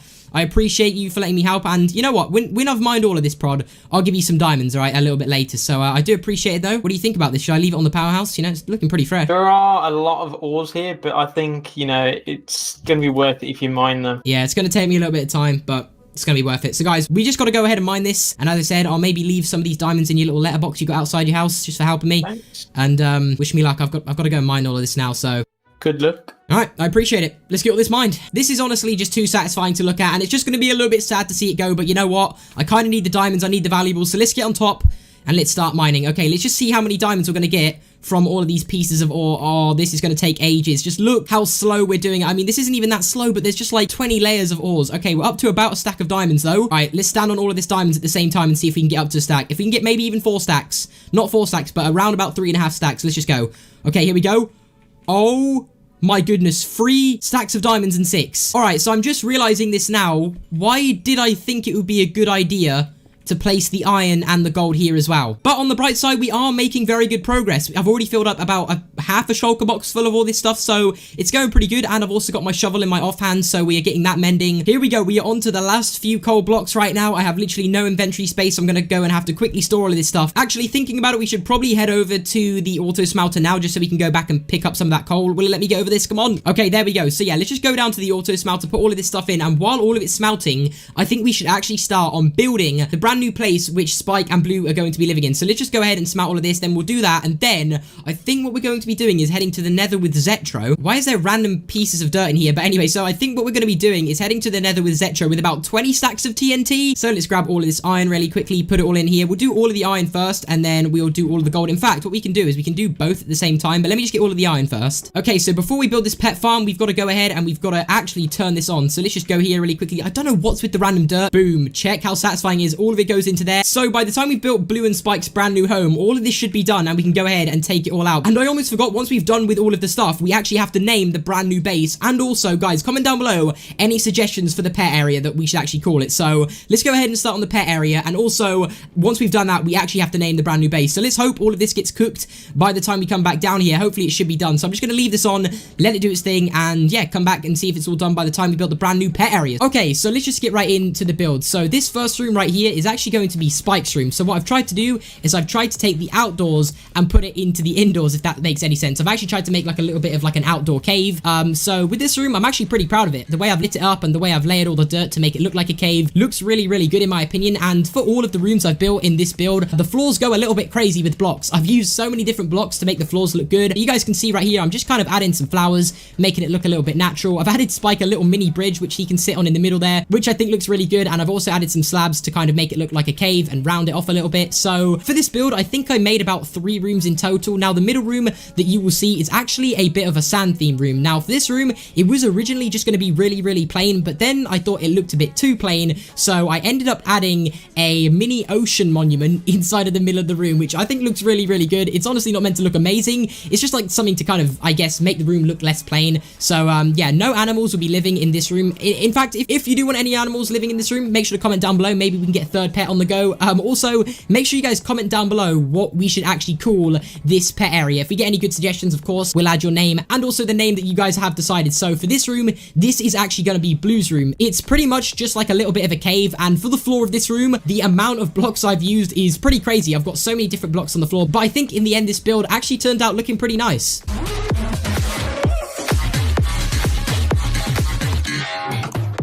All right, so the brand new pet area is done. Spike and Blue, say goodbye to this house. You know, it's been really good for you. The carpet, Spike, you've obviously loved the carpet, right? And Blue, I mean, you haven't even been here that long, but guys, the new pet area is built. So guys, comment down below what we should call it, and let's go show Spike where he's going to be going, and let's show Blue where he's going. So Blue, if you just want to get on my shoulder real quick. All right, so we've got Blue right there. Spike, let's unsit you, follow me, and let's go show you your brand new homes. Okay, so really quickly, I might actually have to be careful going down these stairs so Blue doesn't fall off. But is Spike follow me? Yes, he is. All right, let's go and bring these guys down here. So here we go, Spike. This is where you're going to be living. You're going to be sat right here on this little bench right here. And also, guys, someone commented down below. Now, I don't know if I'm going to be able to find the comment, but massive credit to whoever told me to put bookshelves inside of Spike's room because of like the interesting stories he always has to tell. So if I can't find that comment, you know who you are. Thank you for that idea, because honestly, if it wasn't for you, I wouldn't have put these in here. So I'll try my best to find the comment. But here we go, Spike. Come over here, man. Just I don't know why you're not following me. Come on. There we go. So this is Spike's brand new home. Let's go and take Blue over to his. But honestly, guys, I really like the way it looks in here. It's really cool. I think I need to sort out a little bit of a doorway over there because the doorway's a bit messy. But let's go and bring Blue over to where he's going to go. Let's carefully walk down here through this little area. And Blue, this is where you're going to go, man. So let me try and get you on here off my shoulders. This is going to be a bit tricky, but I really wanted Blue to sit there because I feel like it'd be a little bit of a better place for him to sit. But you know what? If he doesn't want to sit there, he can sit there for now. If you have any good name suggestions of what we can call this, please let me know down below in the comments. We'll put a sign right here with your name and obviously the name that you choose. So yeah, if we find any of them good, we'll obviously name this. So yeah, make sure to leave some name suggestions down below in the comments. But apart from that, this is their brand new area. Honestly, I'm really proud of it. I think it looks really good. Let's just check. Blue's still there. Yep, Blue is definitely still there, but I really want him to sit there. Hopefully we'll sort that out soon. But guys, what I think we're going to do now is we're going to name the brand new base, and then we're going to be going to the nether with Zetro, and then working on a little bit of a hoggling farm, because you can actually get so much pork chops and stuff from working on that. So let's just name this and then meet up with Zetro. All right, so this is the name we are going with, the Orb of Dominance. So massive credit to you. I'll actually put the comment on screen and everything like that, but I actually think this name is pretty good. It definitely looks a little bit too big for the sign, but you know what? It just sounds like a really good name. So what I think we're going to be doing now, though, is now that we've done the pet area and stuff like that, we are going to meet up with Zetro and work on a new farm. All right, so we're with Zetro right now, and thanks to Prod's brand new creeper farm design, check out how much gunpowder we have in these shulker boxes. A full shulker box filled with gunpowder, and in this one we have about half a shulker box. So let's just take some of this gunpowder out, and let's see how many stacks we can make. I think it will be about 8 stacks if I have done the math correctly. All right, so there's 1 stack. Let's see how many more we can make. Okay, so after making all of that sand and gunpowder into TNT, look at the amount we have. We have around about 9 stacks of TNT. So what we're going to do right now is head over to the nether and just literally see how much ancient debris we can get. If we don't end up with like at least maybe like half a stack or maybe even a stack of ancient debris. All right, so we've made it to the nether. I think we should just go in this direction and see if there's any kind of like unexplored areas, and then just maybe put all the TNT down there. So Zetro, we found the place we want to mine, but you know what? I think we should make this a little competition, okay?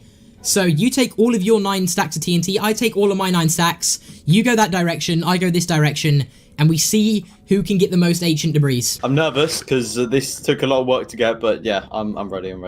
Honestly, my luck with ancient debris is pretty lucky, so I'm just warning you. All right, let me get my TNT out, and yeah, let's just go. Here we go. I've already found some, and I didn't even need to use my TNT. Wait, is that actually? I've already found 2. All right, Zetro, I'm going in with my first stack of TNT. Okay, come on.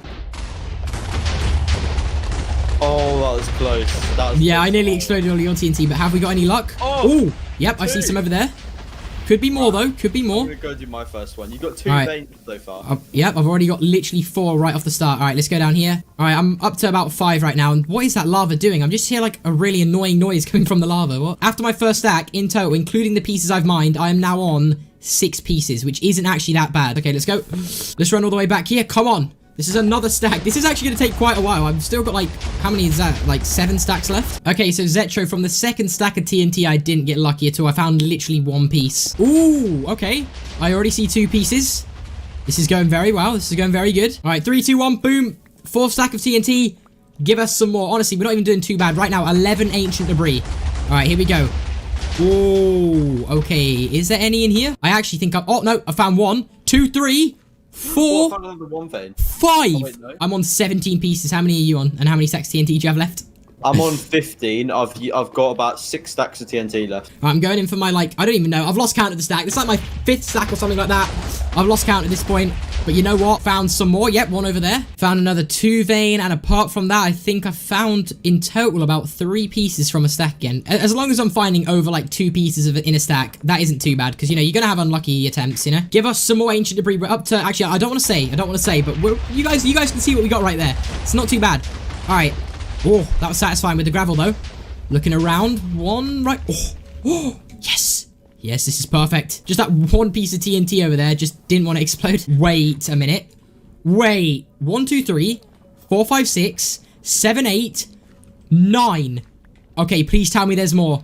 Zetro, I'm pretty sure I've just found 9 in one stack of TNT. I think this is probably the luckiest you can get with ancient debris. I'm just straight up saying that right now. The amount I found with only one stack of TNT, this has got to be the luckiest I've ever gotten. All right, Zetro, as promised, I'm down to my last 2 stacks, which means I'm going to both place them down in one massive line. Just grab this piece, make sure to mine around. Yep, you've always got to mine around. Top tip, if you guys are mining for ancient debris, even with diamonds, this is a very beginner tip, but always make sure you're mining around the area. All right, so in that case, Zetro, do you want to go back to the overworld and see who has the most? Yeah, can do. All right, let's go. Okay, so Zetro, there is only one way to find out who has won this competition. We're both going to build poles up out of our ancient debris, and whoever gets the highest pole obviously is the winner because they have the most ancient debris. So are you ready to go and do this? I am.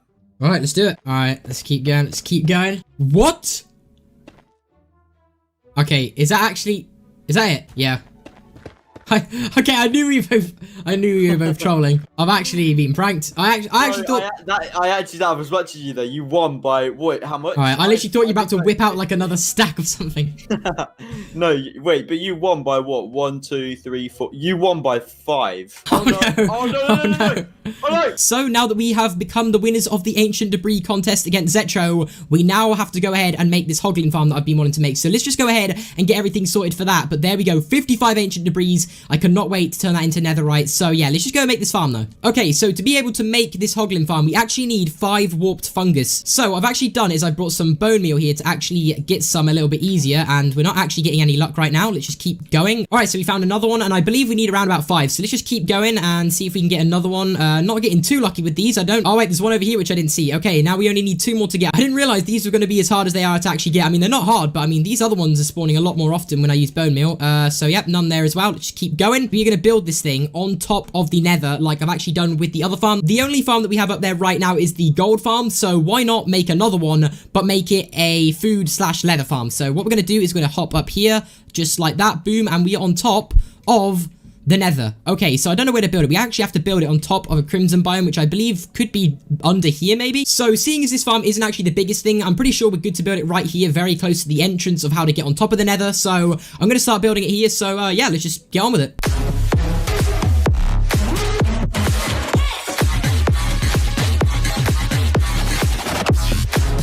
So there we are, we are done with the farm, and if you look down there, you might be able to see one of them has just spawned in. Now, this is actually already started to work, but what I have to do is get rid of this really big pole that I've built up right here. So guys, this is the finished farm. Now, this should give us pretty much unlimited cooked pork chops and unlimited leather. So when it comes to making things like item frames, which isn't really common, you don't really make item frames too often, but when you do want to make them, it's one of those things you want to make a lot of at once. So that is what we've done. We have basically now got an infinite resource of that, and also whenever I don't want to make potatoes now, I can pretty much just come here and get unlimited cooked pork chops. So there we are. We are done now. I've actually had this set up for maybe like 5 or 10 minutes or something. So let's see how much food we've already got. And that is about a stack of pork chops and about, I don't know, like 10 or 11 leather right there. You guys can tell how efficient this farm is, and massive credit goes out to Shulkercraft for the design. So yeah, now we've got the farm done. I think that is where we are going to go ahead and end this episode. But really quickly, I almost forgot. We've got all of our like ores smelting over here. So before we actually end this episode, let's just go and check if this is done. And I mean, looking at the furnaces, this should be done. So let's turn this thing off and check all of this in here. Oh my goodness, look at all of that. The iron, the gold, look at all of that. So guys, as I said though, this is where we are going to go ahead and end this episode. So thank you all so much for watching. We got a lot done today. We've got a bunch of netherite now. We went on a massive mining trip. We got the brand new pet area over there. We've got the auto furnaces going in big time with all of the ores and stuff like that. So we've also got the new farm. Can't forget about that. So ladies and gentlemen, hopefully you did enjoy this episode, and hopefully you have a great rest of your day. I hope you've all enjoyed, and peace.